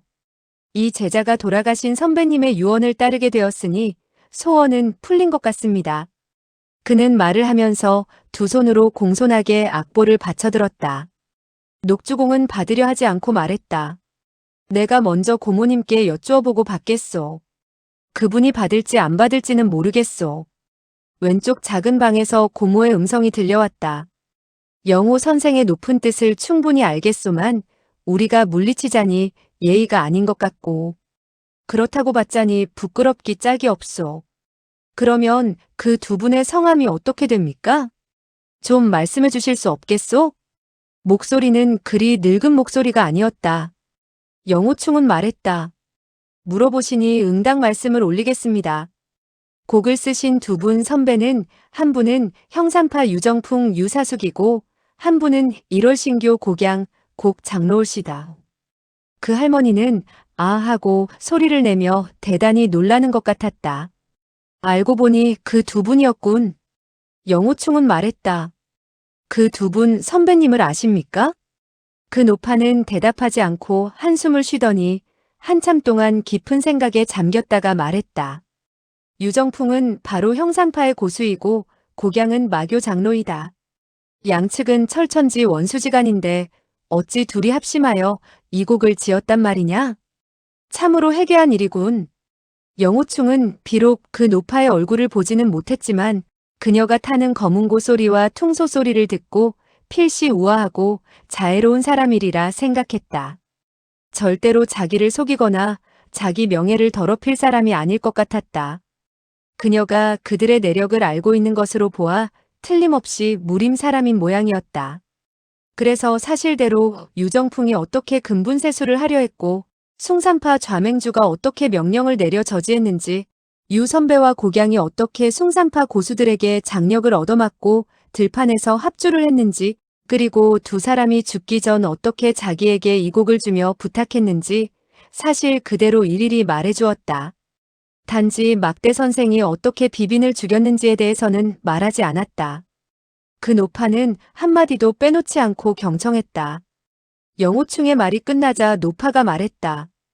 이것은 분명히 악보인데 그 금도 왕원패는 왜 이것을 무공비급이라 했소? 영호충은 즉시 임진남 부부가 어떻게 청성파 및 목고봉에게 살해되었고 어찌하다 임평지에게 유언을 전했는지 그리고 왕씨 형제가 어떻게 의심을 했는지에 대해 이야기해 주었다. 노파가 말했다. 알고 보니 그랬군. 그녀는 잠시 말을 멈춘 후 다시 말했다. 이런 사정을 당신 사부와 사모님께 조금이라도 이야기했더라면 많은 의심이 풀렸을 텐데. 나는 자네와 한 번도 본 적이 없는 낯선 사람인데 어찌 나에게는 비밀을 숨기지 않고 사실대로 말하는 것이오? 영호충은 말했다. 저도 잘 모르겠습니다. 선배님의 고아한 연주를 듣고 난 다음 선배님의 기풍에 감동되어 이렇게 사실대로 말하는 것 같습니다. 노파가 말했다. 그렇다면 자네는 자네 사부와 사모님께 불복하는 마음을 품고 있지 않은가? 영호충은 깜짝 놀라며 말했다. 절대로 그렇지 않습니다. 단지 저의 은사께서는 이 제자에 대해 의심을 하고 계실 뿐이지요. 노파가 말했다. 내가 자네의 말을 듣건대 준기가 부족한 것 같군. 나이 어린 사람이 이러면 안 되는데 그 원인이 무엇인가? 최근에 무슨 큰 병을 앓았는가? 아니면 상처를 입었는가? 영호충은 말했다. 예, 지극히 중한 내상에 시달리고 있습니다. 노파가 말했다. 조카님, 그 소년을 이쪽으로 데려오시오. 내가 맥을 한번 보리다. 녹주공이 말했다. 예. 그는 영호충을 이끌고 왼쪽에 있는 작은 방문가로 다가갔다. 녹주공은 영호충의 왼손을 대나무발 안으로 뻗게 했다. 대나무발 안에는 또 한 겹이 가느다란 명주실 커튼이 드리워져 있었다. 영호충은 희미하게 사람의 그림자만 보았을 뿐 안에 있는 사람의 얼굴이 어떻게 생겼는지는 구분할 수가 없었다. 세 개의 차가운 손가락이 자기의 맥을 짚었다. 노파는 한참 맥을 짚더니 하고 소리를 질렀다. 거참 이상하군. 한참이 지난 후 비로소 말했다. 오른손을 들이밀게. 그녀는 두 손에 맥을 짚고 한참 동안 말이 없었다. 영호충은 미소를 지었다. 노 선배님께서는 이 제자의 죽음을 걱정하지 마십시오. 이 몸은 목숨이 멀지 않았음을 알고 있으며 거기에 마음을 쓰지 않은 지 오래되었습니다. 노파가 말했다. 어떻게 너의 생명이 오래가지 못한다고 하느냐? 영호충은 말했다. 이 제자는 사제를 죽이고 사문의 자아비급을 훔쳤다는 누명을 쓰고 있습니다. 하루빨리 그 비급을 찾아 사부님께 드린 다음 목숨을 끊음으로써 사제의 넋을 위로해야 합니다. 노파가 말했다. 자아비급은 대단한 물건도 아닌데 자네는 어째서 사제를 죽였단 말인가? 영호충은 즉시 도공육선이 어떻게 자기에게 상처를 입히고 육선의 진기가 몸속에서 어떻게 움직였으며 사매가 사문의 비급을 훔쳐와 자기의 상처를 치료해 주려고 했던 일, 자기가 거부하자 사제인 육화가 강제로 읽어주려 했던 일, 그리고 육화의 혈도를 짚고 어떻게 그에게 치명상을 입히게 되었는가를 일일이 말해주었다. 노파는 다 듣고 난 후 말했다. 자네의 사제는 자네가 죽인 것이 아니네. 영호충은 깜짝 놀라며 말했다. 내가 죽인 게 아니라고요? 노파가 말했다. 자네의 진기는 약하기 그지없었네. 그 두 개의 혈도를 짚었다고 해서 사람을 죽일 수는 없어. 자네 사제는 다른 사람이 죽인 거야. 영호충은 나직이 말했다. 그러면 누가 육사제를 죽였단 말입니까? 노파가 말했다. 비급을 훔친 사람이 자네 사제를 꼭 죽였다고 할 수는 없지만 얼마가는 관련이 있다고 볼 수 있네. 영호충은 긴 한숨을 내쉬었다. 마음속에 맺혔던 응어리가 풀어지는 것 같았다. 악영산과 임평지가 서로 가까워지자 그는 마음속이 심란한 나머지 이미 삶의 희망을 포기한 채 오로지 죽음만을 바라고 있었다. 그런데 지금 이 노파가 자기를 깨우쳐주자 분발하지 않을 수 없었다. 복수를 해야 한다. 노파가 또 말했다. 자네 몸속에는 내가 맥을 짚어보건대 8줄기의 진기가 흐르고 있는데 그건 또 어찌 된 연유인가? 영호충은 껄껄 웃으며 불개화상이 자기를 위해서 병을 치료해준 상황을 말해주었다. 노파도 살며시 웃고 말했다. 자네 성격이 호탕하고 명랑해서 맥이 비록 혼란에 빠지기는 했지만 걱정할 필요는 없네. 내 또 한 곡을 연주해 볼까 하니 한번 듣고 평이나 해주게나. 영호충은 말했다. 노 선배님이 들려주신다면 마음속 깊이 간직하겠습니다. 노파는 음소리를 내더니 거문고를 다시 연주하기 시작했다. 이번에 타는 곡조는 부드럽기 짝이 없었다. 마치 한 사람이 가볍게 탄식하는 듯하고 아침 이슬을 맞아 살며시 피어나는 꽃봉오리가 바람을 맞아 하늘거리는 것 같았다. 영호충은 얼마간 듣자 눈꺼풀이 무거워졌다. 그는 생각했다. 잠들면 안 된다. 내가 노 선배의 거문고 타는 소리를 듣고 있는데 만약 잠이 들면 크게 불경스러운 일이 된다. 그러나 있는 힘을 다해 정신을 집중시켰음에도 잠을 이겨낼 수는 없었다. 곧 눈꺼풀이 감기고 다시는 뜰 수가 없었다. 몸에 힘이 빠져 땅바닥에 쓰러져 잠이 들었다. 꿈속에서도 여전히 은은하게 거문고 소리가 들려왔다. 마치 부드러운 손이 자기 머리를 어루만지며 어린 시절로 돌아가 어머니의 품속에 안겨 사랑을 받는 듯했다. 한참 후 가야금 소리가 멈추자 영호충은 깜짝 놀라 잠에서 깼다. 부끄럽기 짝이 없었다. 죽어 마땅합니다. 노 선배님의 연주를 마음속 깊이 듣지 못하고 결국 잠에 빠졌습니다. 정말로 죄송합니다. 노파가 말했다. 그렇게 자책할 필요는 없네. 내가 조금 전 연주한 것은 너에게 최면을 걸어 내가 내 공을 잘 관리할 수 있도록 하기 위해서였다. 몸은 어떠한가? 영호충은 크게 기뻐하며 말했다. 감사합니다, 어르신. 그는 즉시 무릎을 꿇고 단정히 앉은 다음 기운을 돌렸다. 8줄기의 진기는 여전히 충돌했으나 예전처럼 뜨거운 피가 용솟음치고 구토를 할 것 같은 증상은 많이 사라진 뒤였다. 더 기운을 쓰자 머리가 어지러워지고 깨어질 것 같아 몸을 비틀거리며 땅바닥에 쓰러졌다. 녹주공이 급히 안으로 들어서서 그를 부축해 세웠다. 그리고 그를 방 안으로 끌고 들어갔다. 노파가 말했다. 도공육선과 불계대사의 공력이 매우 깊다. 그래서 내 음악 소리로는 그 진기를 다 억누를 수 없었네. 오히려 자네에게 고통만 주었구만. 심히 미안하네. 영호충은 급히 말했다. 무슨 말씀이십니까? 그 곡을 듣고 저의 몸이 많이 좋아졌습니다. 녹주공은 붓을 들어 벼루에 먹을 찍더니 종이에 글씨를 썼다. 이 곡을 전수받도록 하게. 그러면 자네는 평생 큰 이득을 볼 것이네. 영호충은 불현듯 깨달았다. 이 제자가 감히 어르신께서 곡을 전수해 주시길 청합니다. 이 제자가 천천히 몸을 조리할 수 있도록 해주십시오. 녹주공은 기쁜 표정으로 연신 고개를 끄덕였다. 노파는 대답하지 않고 한참 후 말했다. 거문고를 탈 줄 아는가? 한 곡조 타보겠는가? 영호충은 얼굴이 새빨개지며 말했다. 제자는 한 번도 배운 적이 없고 탈 줄 모르면서도 어르신의 고명한 기량을 배우려고 했습니다. 실로 너무나 무례합니다. 이 제자의 경망함을 용서해 주십시오. 그는 즉시 녹주공에게 읍을 한 다음 말했다. 이만 물러가겠습니다. 노파가 말했다. 잠깐만. 자네에게 멋진 곡을 선물 받고 아무것도 보답해주지 못해 부끄럽고 자네 상처가 매우 깊어 정말 염려스럽군. 조카님, 내일 거문고 타는 방법을 영호군에게 전수해 주시오.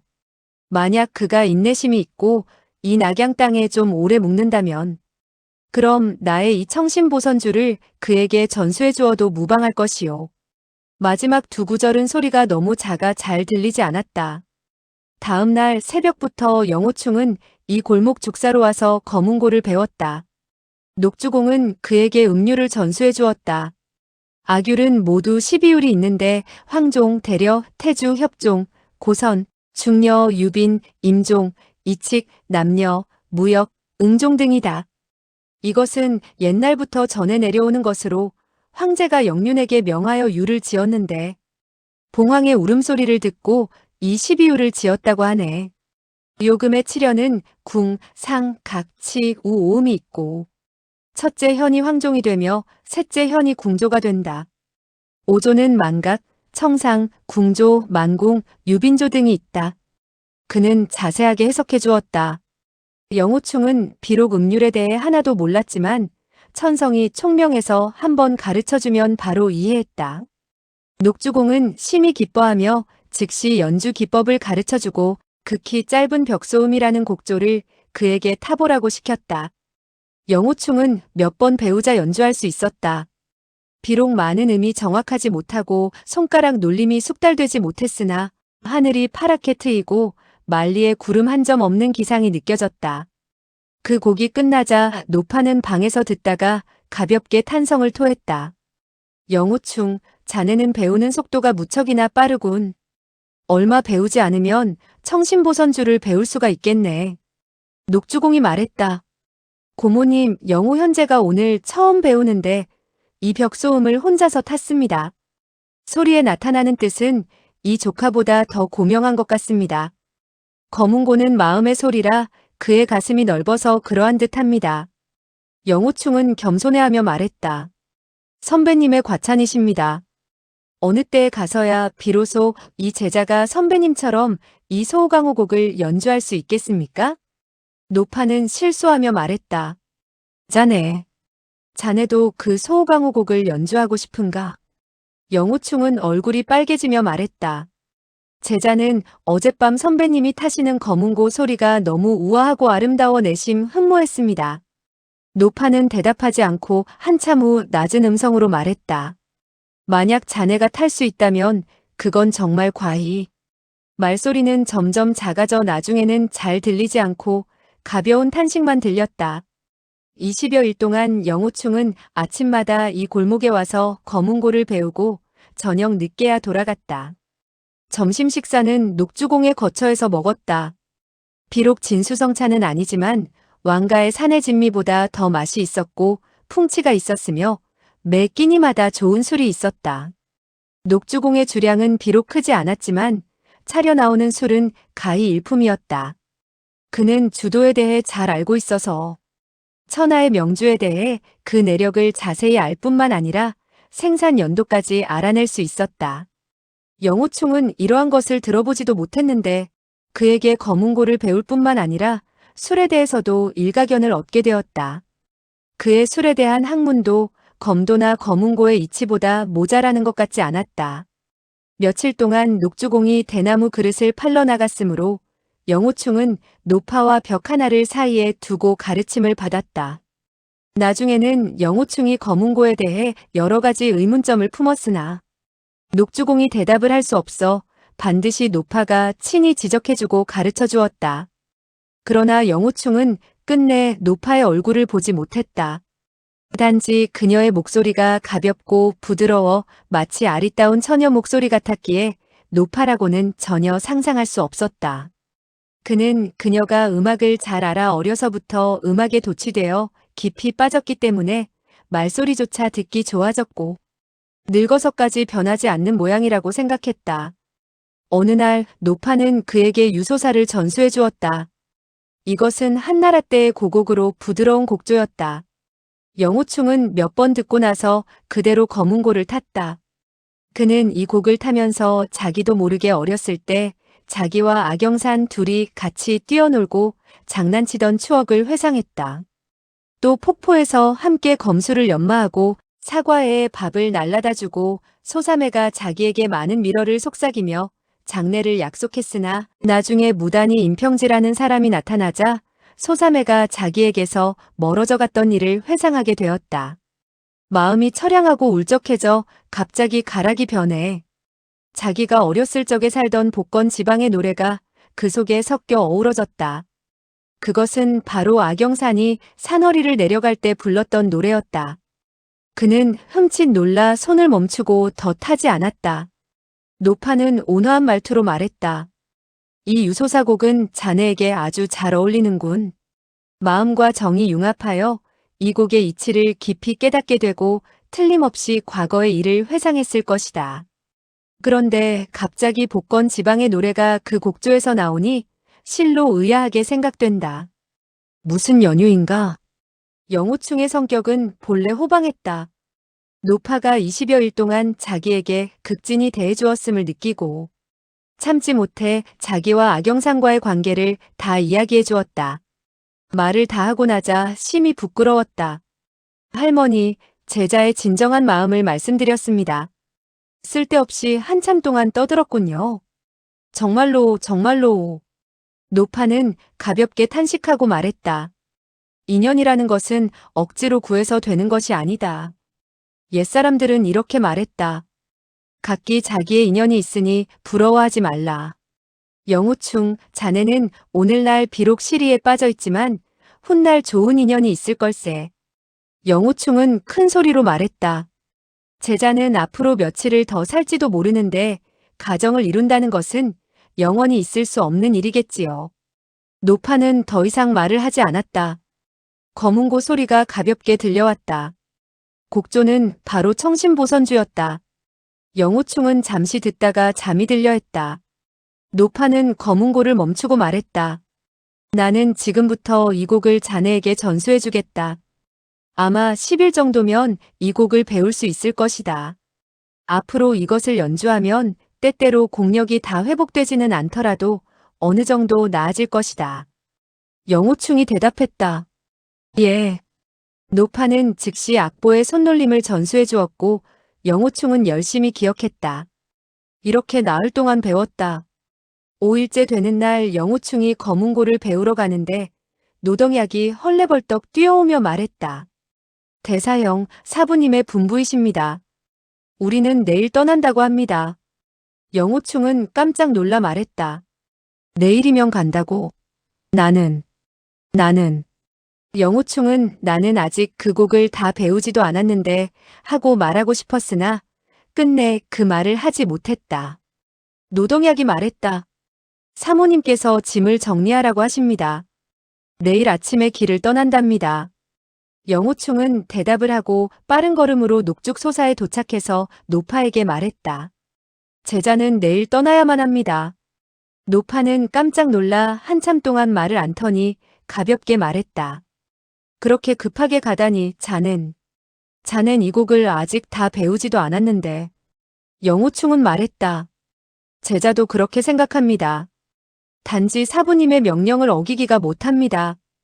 더욱이 우리는 타향에 와 있고 다른 사람 집에 오래 머무를 수 없는 입장입니다. 노파가 말했다. 하긴 그렇군. 그녀는 어제와 다름없이 그에게 곡을 전수해 주었다. 영호충은 노파에게 며칠간 배우면서도 얼굴은 보지 못했지만 검은고를 탈 때와 말할 때 그녀가 자기에게 관심을 두고 염려하고 있으며 친형제와 다름없이 대해준다는 것을 알았다. 단지 그녀의 성격이 담백하여 어쩌다가 한마디 관심 있는 말을 하면 바로 다른 말로 돌리고 자기 뜻을 밝히려 하지 않는 것 같았다. 이 세상에서 영호충에게 관심을 갖는 사람은 애당초 악불군 부부와 악영산, 육후와 네 사람이었다. 지금 육후와는 이미 죽었고 악영산은 전심전력으로 임평지에게 마음을 두고 있으며 사부님과 사모님은 자기에게 의심을 품고 있으니 진정 친한 사람은 바로 녹주공과 이노파 두 사람이라고 생각되었다. 그날 그는 몇 번이고 녹주공에게 말을 하고 싶었다. 이 작은 골목에 머물면서 음악도 배우고 대나무 짜는 기술을 배워 화산파에 돌아가지 않고 지내고 싶다는 말을 하려 했으나 악영산의 그림자가 시종 자기에게 그런 말을 할 수 없게 만들었다. 그는 생각했다. 소사매가 나를 아는 채도 안 하고 쳐다보지도 않는다고 해도 날마다 그녀를 쳐다볼 수만 있다면, 그녀의 뒷모습이라도 볼 수 있다면, 그녀의 목소리라도 들을 수 있다면 나는 만족한다. 그녀가 나에게 아는 채를 하든 안 하든 무슨 상관이 있겠는가? 그는 녹주공과 노파에게 깊은 정을 느끼고 있었다. 그 할머니가 묵고 있는 뜰 앞에 내려가 무릎을 꿇고 절을 했다. 대나무발 안에서 노파도 무릎을 꿇고 맞절을 하는 것 같았다.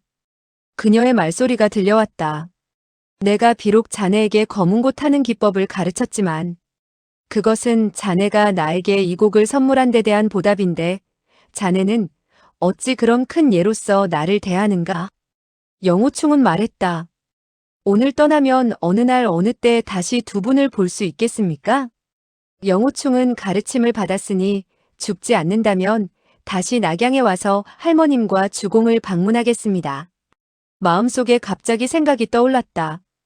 이 두 분은 나이가 많아 얼마나 더 사실지. 다음에 내가 낙양 땅에 와서도 다시는 뵙지 못하는 것이 아닐까? 그는 인생이 꿈과 같고 이슬과 같다고 생각하며 참지 못하고 흐느껴 울었다. 노파가 말했다. 영호충, 나는 지금 자네에게 한마디 권하고 싶네. 영호충은 말했다. 예, 어떤 가르침이라도 이 영호충은 절대로 잊지 않을 것입니다. 그러나 노파는 대답하지 않고 한참이 지난 후에야 살며시 말했다. 강호의 풍파는 험악하니 몸조심하게나. 영호충은 말했다. 예. 그는 마음이 시큰해져 허리를 굽히고 녹주공에게 인사를 했다. 왼쪽 방에서는 검은 곳 하는 소리가 울리는데 바로 유소사라는 곡이었다. 다음 날 악불군 등 일행은 왕원패 부자에게 작별을 고하고 배를 타고 낙수 연안을 따라서 북상하기로 했다. 왕원패 일가 5사람은 배까지 전송나와 많은 술과 요리를 준비해 보내주었다. 그날 왕가구 형제에게 팔이 빠진 영호충은 왕가 형제에게 말을 건네지도 않고 이별할 때도 왕가 사람들을 냉랭하게 쳐다볼 뿐이었다. 마치 눈앞의 금도 왕가가 안중에도 없는 듯했다. 악불군은 큰 제자 때문에 심히 골치가 아팠다.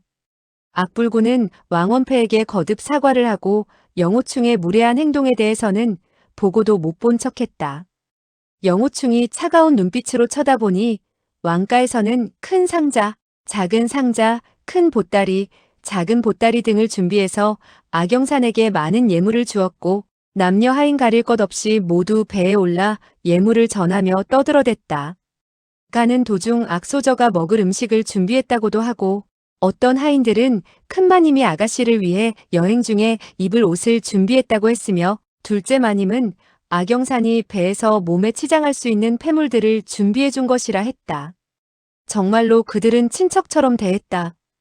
악영산은 기쁜 나머지 입을 열고 말했다. 이를 어쩌나 내가 어찌 그 많은 옷을 입을 수 있으며 그 많은 것을 다 먹을 수 있겠습니까?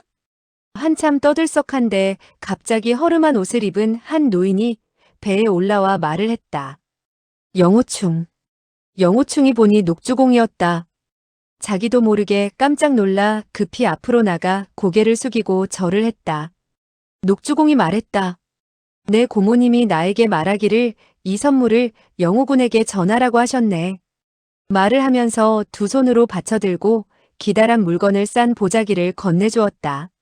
보자기는 하얀 꽃이 수놓인 파란색의 거친 보자기였다. 영호충은 고개를 숙여받았다. 그리고 말했다. 선배님의 깊고 따뜻한 정, 이 제자가 기꺼이 받겠습니다. 말을 하면서 연신 고개를 숙여 감사의 표시를 했다.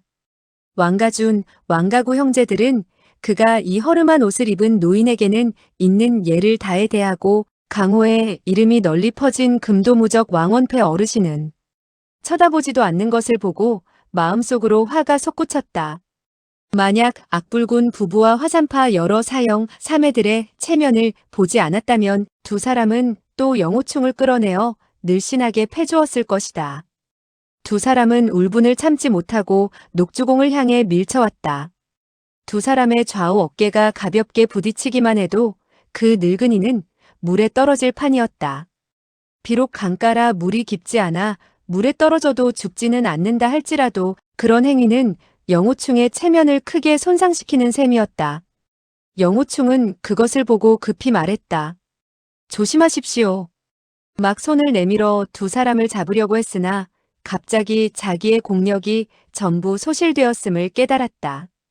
왕씨 형제를 잡지 못할 뿐더러 설령 잡았다 하더라도 아무런 소용이 없을 터였다. 그가 멈칫하는 순간 왕씨 형제가 이미 녹주공의 몸에 부딪혔다. 왕원패가 크게 부르짖었다. 안 된다. 그는 낙양 땅에서 가문이 있고 사업이 있는 사람이라 보통의 무인과는 크게 달랐다. 자기 두 손자가 젊은 혈기에 이 늙은이를 단숨에 부딪혀 죽인다면 관청의 추궁을 당할 것이고 그 뒤의 일은 수습하기가 어려울 것이었다. 그러나 그는 선창에서 악불군과 말을 하고 있던 참이라 손을 써서 저지하기에는 너무 늦었다. 탁 하는 소리가 나면서 두 형제의 어깨가 녹주공을 쳤다. 눈 깜짝할 사이에 두 개의 그림자가 허공으로 떠올랐다. 텀벙 하는 소리를 내며 왕씨 형제는 각기 좌측과 우측 물속으로 떨어졌다. 그 늙은이는 마치 공기가 부풀어 오른 공처럼 왕씨 형제가 부딪히자 반탄력으로 튕겨 내버렸던 것이다. 그리고 아무 일도 없었다는 듯 느릿느릿 한 걸음 한 걸음 발판을 지나 언덕을 올라가고 있었다. 왕씨 형제가 물에 떨어지자 배는 삽시간에 큰 혼란에 빠졌다. 곧바로 두 명의 선원이 물에 뛰어들어 두 사람을 건져 올렸다. 이때는 이른 봄이라 이미 얼음이 풀렸다 해도 여전히 물이 차가웠다. 왕씨 형제는 이미 몇 모금의 강물을 마신 뒤였다. 그래서 두 사람의 이빨이 부들부들 떨렸고 몰골이 처참하기 이를 데 없었다. 왕원패는 그 광경을 보고 깜짝 놀랐다. 두 형제의 네 팔뚝은 모두 어깨관절과 팔꿈치 관절이 탈골되어 있어 마치 두 사람이 영호충의 팔뚝을 꺾어 놓았던 광경과 똑같았다. 두 사람은 쉬지 않고 욕을 해댔다. 두 사람의 양쪽 어깨는 축 늘어져 마치 버드나무 가지 같았다. 왕중강은 두 아들이 처참한 꼴을 당하자 몸을 날려 올라오더니 녹주공의 면전에 뛰어들어 그의 길을 막았다. 녹주공은 여전히 활처럼 허리를 구부리고 꼽추 모양을 한 채 고개를 숙이고 천천히 걸어왔다. 왕중강이 폭언을 하며 물었다. 어디에 누구시오? 이 낙양 땅 왕가에 시비를 걸다니. 녹주공은 그 말을 들은 척도 하지 않고 계속 앞으로 나아갔다. 천천히 왕중강의 몸에 다가섰다.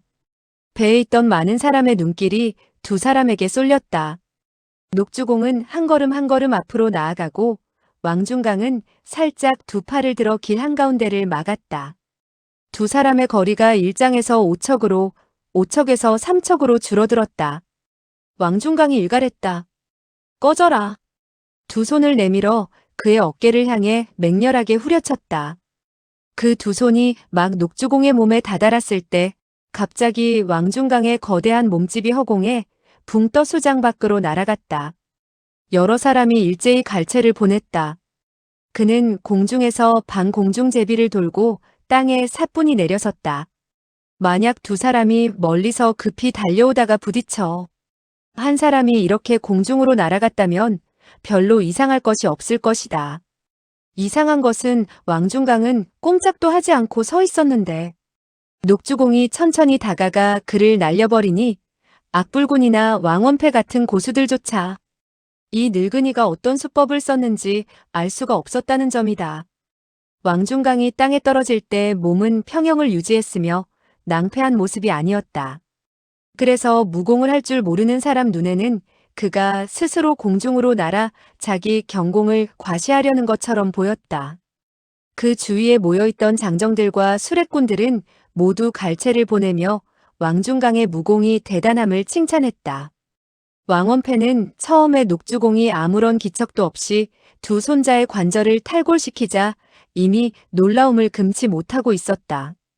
자기도 그러한 기법을 쓸 수 있으나 맹렬한 자세가 필요한데 이 노인처럼 가볍고 신속하게 처리할 수는 없을 것 같았다. 게다가 자기 아들마저 공중에 튕겨 날아가니 놀라움뿐만 아니라 경탄마저 하고 있었다. 자기가 알기로 아들은 이미 자기 무공의 진수를 전수받아 일수단도의 사용에 있어 이미 안정되고 매서웠으며 발과 팔의 공력도 내공과 일치하여 자기가 젊었을 때보다 조금도 뒤떨어지지 않았는데 한 초수도 부딪히기 전에 상대에게 날아가 버린 것이었다. 그런 광경은 평생 보지도 못한 것이었고 눈앞에서 아들이 창피를 당하자 그는 손을 쓰려고 했다. 중강아, 이리 오너라. 왕중강은 몸을 돌려 뱃머리에 와서 침을 툭툭 뱉으며 분한 듯 욕지거리를 했다. 썩어빠진 늙은이. 썩어빠진 늙은이. 왕원패가 낮은 소리로 물었다. 몸은 좀 어떠하냐? 상처를 입었느냐? 왕중강은 고개를 좌우로 흔들었다. 왕원패는 자기 재주로 이 노인을 상대할 수 있을지 미지수였고 만약 악불군의 손을 빌려 이긴다 해도 그리 떳떳하지 못할 것이므로 아예 이 일을 거론하지 않고 모르는 척 넘어갔다. 녹주공이 천천히 멀어지자 왕원패는 생각했다. 저 노인은 영호충의 친구이다. 내 손자가 영호충의 팔을 꺾었다 해서 손자들의 두 팔을 꺾어놓음으로써 빚을 청산한 것이다. 이 낙양에서 영웅 칭호를 받는 사람인데 내가 늙어서 이런 꼴을 당해야 하는가?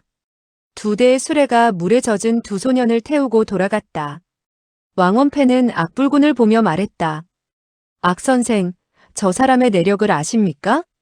이 늙은이가 눈이 어두워 고수를 알아보지 못했습니다. 악불군이 말했다. 충아, 저분은 누구냐? 영호충이 말했다. 그분이 바로 녹주공입니다. 왕원패와 악불군은 동시에 와 하고 소리를 질렀다.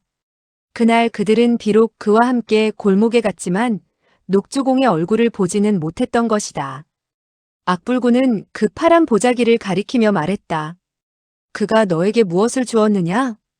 영호충은 대답했다. 제자도 모르겠습니다. 보자기를 펼쳐보니 길이가 짧은 소금이 나타났다. 오래된 물건인 듯했다. 꼬리 부분에는 연어라는 글자가 전서체로 조각되어 있었다. 또 다른 것은 한 권의 책자였는데 표지에는 청심보선주라는 5글자가 적혀 있었다.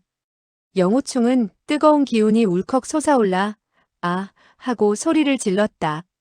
악불군이 그를 빤히 쳐다보며 물었다. 왜 그러느냐? 영호충은 말했다. 이 선배님께서는 제게 검은고를 주셨을 뿐만 아니라 제게 악보도 적어주셨습니다. 악보를 펼쳐보니 책자의 장마다 아리따운 글씨가 가득 적혀 있었다. 악보를 설명하는 것 외에도 상세하게 지법과 현법, 검은고를 다루는 요령 등이 적혀 있었고 종이와 글씨 모두 새 것이라 그 노파가 막 쓴 것임을 알 수 있었다. 영호충은 이 선배가 자기에게 진심으로 대해주니 마음속으로 감동하여 눈물을 글썽거렸다. 하마터면 눈물이 떨굴 뻔했다.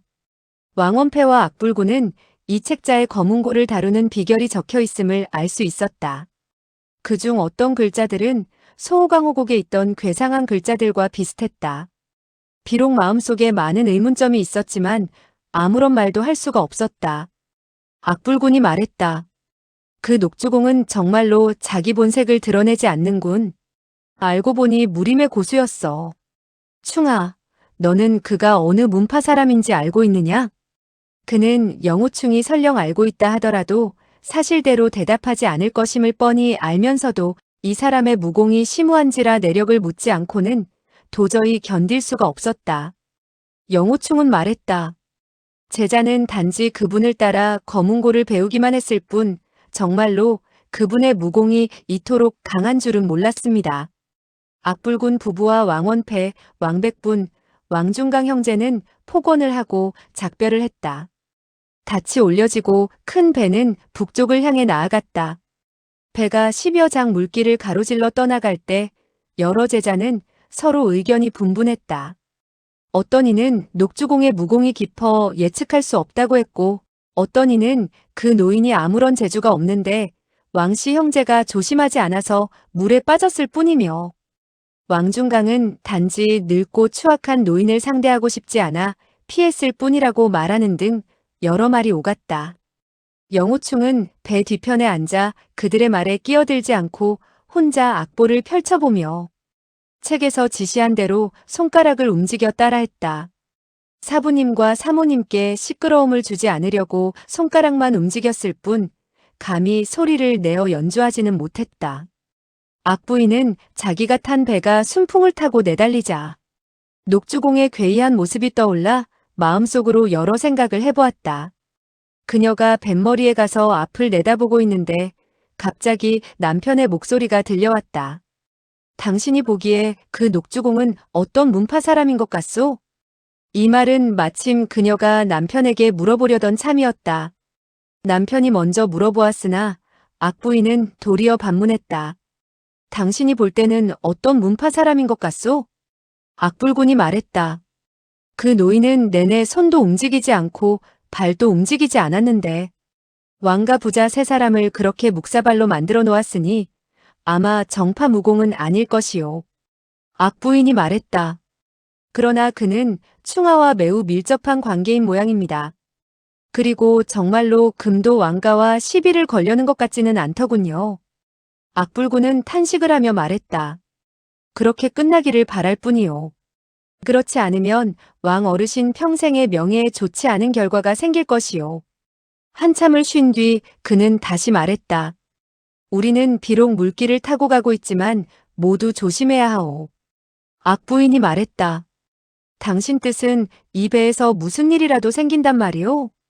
악불군은 고개를 흔들며 말했다.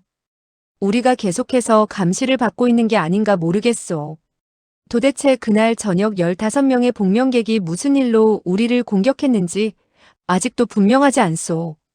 우리는 밝은 데 있고 적들은 숨어 있으니 앞날이 그리 편치 못할 것이요. 그는 화산파의 장문을 맡은 이후로 이렇게 중대한 좌절을 겪어본 적이 없었다. 그는 앞날이 평탄하지 않을 것이라고 생각했다. 그런데 적이 도대체 누구이며 무슨 조직에 속해 있는지 손톱만큼도 알아낼 수가 없으니 더욱 불안했다. 그들 부부는 여러 제자에게 밤낮을 가리지 않고 엄중히 방비할 것을 당부했다. 그러나 배가 공연 부근에서 강 한가운데로 나온 후 동쪽을 향해 물길을 헤쳐나갔음에도 아무런 일도 발생하지 않았다. 여러 사람은 비로소 마음을 놓았다. 개봉에 곧 도착할 즈음 악불군 부부와 여러 제자는 개봉의 무림 인물들에 대해 논평을 했다. 악불군이 말했다. 개봉은 비록 큰 도시이나 무풍은 그리 대단하지 못하다. 예를 들어 화 노표두 해 노권사 예중 사명 같은 사람들은 무공과 명성이 그리 대단치 못하지. 우리는 이 개봉 땅에서 며칠 놀다가 가자. 그 사람들을 방문하는 것은 삼가고 그들에게 폐를 끼치지 말자. 악부인은 웃으며 말했다. 개봉부에는 크게 유명한 인물이 있는데 사형은 벌써 잊으셨어요? 악불군이 말했다. 크게 유능하다고? 당신이 말하는 사람이 누구시오? 악부인은 웃으면서 대답했다. 한 사람을 치료하면 한 사람을 죽이고 한 사람을 죽이면 한 사람을 살려내고 살려낸 사람과 죽인 사람의 수가 똑같아. 사람들이 말하기를 절대로 손해보지 않는 사람, 그 사람이 누구죠? 악불군은 미소를 지으며 말했다. 살인명의 평일지. 그 사람은 너무 유명한 사람이지. 그러나 그의 성질이 괴팍하여 우리가 방문한다 해도 만나준다고 보장할 수는 없지. 악부인이 말했다. 그렇기는 한데 충하가 내상이 있고 줄곧 치유하지 못했으니 우리가 이곳까지 온 김에 그 살인 명의를 찾아봐야 하지 않겠습니까? 악영사는 이상하게 생각하며 말했다. 어머니, 살인 명의가 누구입니까? 사람을 죽이는데 어찌 명의라 하십니까? 악부인은 웃으며 말했다. 이평 노 선생은 무림의 한 기인인데 의술이 고명하여 어떠한 중한 질병이나 상처라도 그가 치료해주겠다고 대답만 한다면 낫지 않는 병이 없단다. 그러나 그는 괴팍하고 괴이한 성격의 소유자란다. 그가 말하기를 이 세상에는 사람의 숫자가 정해져 있어서 조물주나 염라대왕의 마음속에 정해진 인원이 있으므로 만약 자기가 많은 사람을 치료해준다면 죽는 사람이 적어질 것이고 그렇게 되면 사는 사람이 너무 많고 죽는 사람이 너무 적어져 염라대왕에게 송구스럽단다.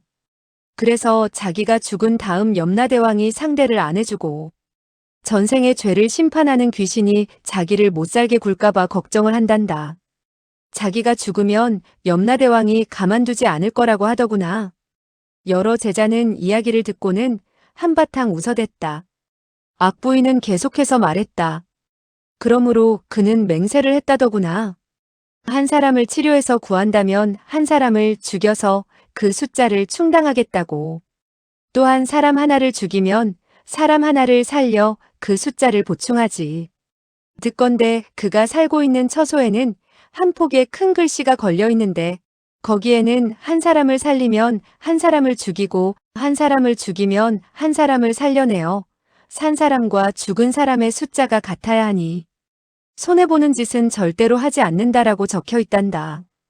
그는 이렇게 함으로써 조물주가 인명을 많이 살상했다고 탓하지 않을 것이고 염라대왕 또한 저승사자의 일을 망치지 않았으므로 원망하지 않을 것이라 말한단다.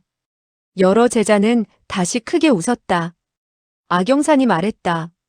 이 평일지라는 의사는 상당히 재미있는 분이군요. 그런데 그는 어째서 이런 이름을 지었나요? 정말 손가락이 하나밖에 없나요? 악부인이 말했다. 손가락이 하나뿐인 것은 아닐 게다. 사형, 당신은 그가 왜 이런 이름을 지었는지 알고 계세요? 악불군이 말했다. 평일지는 손가락 10개가 모두 멀쩡하지. 그는 스스로 일지라 자칭하는데 그 이유는 사람을 죽이든 살리든 손가락 하나로 해내기 때문이라더군. 사람을 죽이려 한다면 손가락 하나로 찍어버리면 죽고 사람을 살려내려 한다면 역시 손가락 하나로 맥을 짚는 순간 살아난다고 하더군. 악부인이 말했다. 아, 알고 보니 그렇군요. 그렇다면 그가 점혈하는 수단이 상당히 무섭겠군요. 악불군이 말했다. 그건 확실히 알지 못하겠소. 이 평일지와 겨뤄본 사람은 몇 명 되지 않을 테니까. 무림 고수들은 그의 의술이 매우 고명함을 알고 있기 때문에 한 세상 사는 동안 그 누구도 아무 일 없을 거라 단정할 수 없어. 언젠가 그에게 도움을 청할지도 모르는 처지라 원한을 맺으려 하지 않지. 그래서 죽음을 눈앞에 둔 경우가 아니면 감히 그에게 병을 고쳐달라고 청하지 못한다오. 악영산이 말했다. 그건 어째서 그래요? 악불군이 말했다. 무림 사람이 그에게 병을 고쳐달라고 청할 때 그는 반드시 청한 사람으로 하여금 먼저 맹세를 하게 하지. 병이 난 후에 반드시 그의 분부를 따라 지정한 사람을 꼭 죽여야 한다고 말이오. 이것이 바로 한 목숨과 한 목숨을 상쇄시키는 법칙이지. 만약 그가 상관없는 사람을 죽이라고 한다면 별 문제가 되지 않겠지만 죽이라고 지정한 사람이 부탁한 사람의 친척이나 친한 친구, 심지어 부모 형제나 처자식이라면 정말 고통스러운 일이겠지. 여러 제자가 모두 말했다. 이평 의사는 정말로 사악하기 짝이 없군요. 악영산이 말했다. 대사형, 그렇다면 당신 상처도 그에게 치료해달라고 부탁할 수가 없겠군요. 영호충은 줄곧 조금 떨어진 선창가에서 사부님과 사모님이 말하는 살인명의 평일지의 괴팍한 성격에 대해 듣고 있었다. 소삼의 말을 듣고 담담히 웃으며 말했다. 그렇군. 그가 내 병을 치료한 다음에 나보고 소삼회를 죽이라고 하면 어떡하지? 화산파 여러 제자가 모두 웃어버렸다. 악영산도 웃으며 말했다. 이평 의사는 나와 아무런 원수도 지지 않았는데 왜 당신 보고 나를 죽이라고 하겠어요? 그녀는 고개를 돌려 아버지에게 물었다. 아버지, 그렇다면 도대체 이평 대부는 좋은 사람입니까? 아니면 나쁜 사람입니까? 악불군이 말했다. 듣건대 그의 행적은 희로애락이 무상해서 어떤 때는 올바르지만 어떤 때는 매우 사악하다고 한다. 그래서 좋은 사람이라고는 말할 수도 없고 그렇다고 나쁜 사람이라고 할 수도 없지.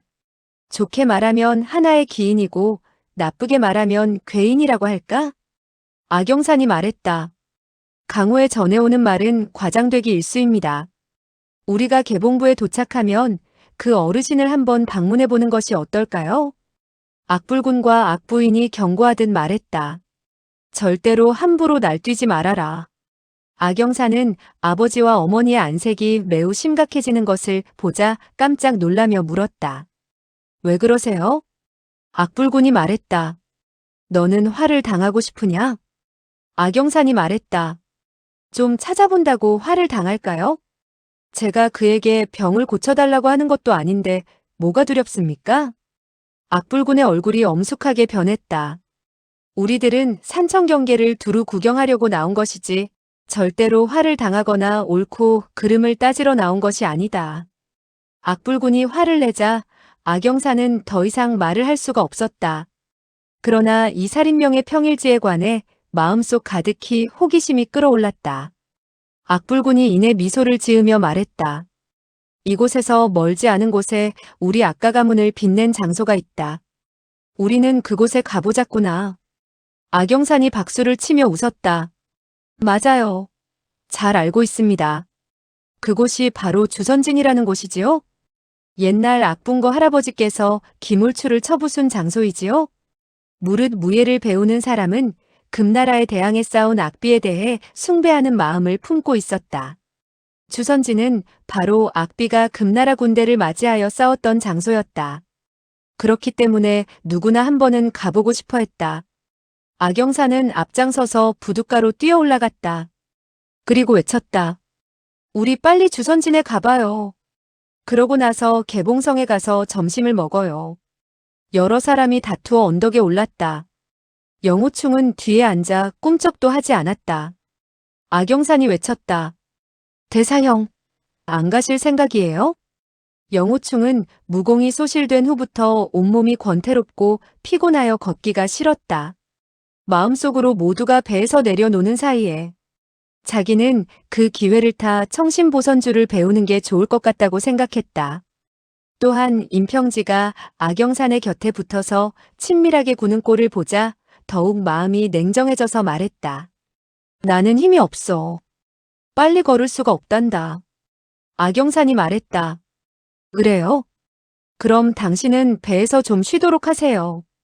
우리가 개봉해서 좋은 술을 몇 근 받아올게요. 영호충은 그녀가 임평지와 어깨를 나란히 하고 동행하며 빠른 걸음으로 모든 사람을 앞질러 나가는 모습을 보자 마음이 울적해져 이렇게 생각했다. 이 청신보선주를 배운 다음에 설령 나의 내상이 낫는다 한들 무슨 소용이 있을까? 또한 이 검은 고 타는 수법을 배울 필요가 있을까?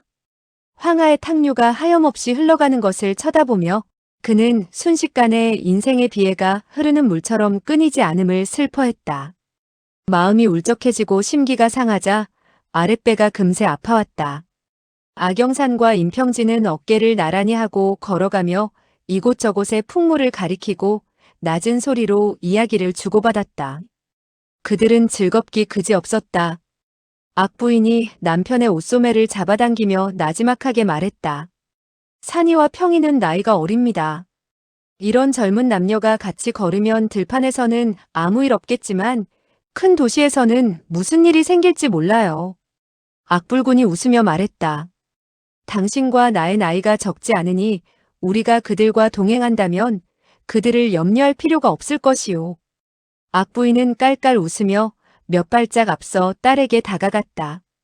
네 사람은 지나가는 행인에게 길을 물어가며 주선진을 향해 걸어갔다.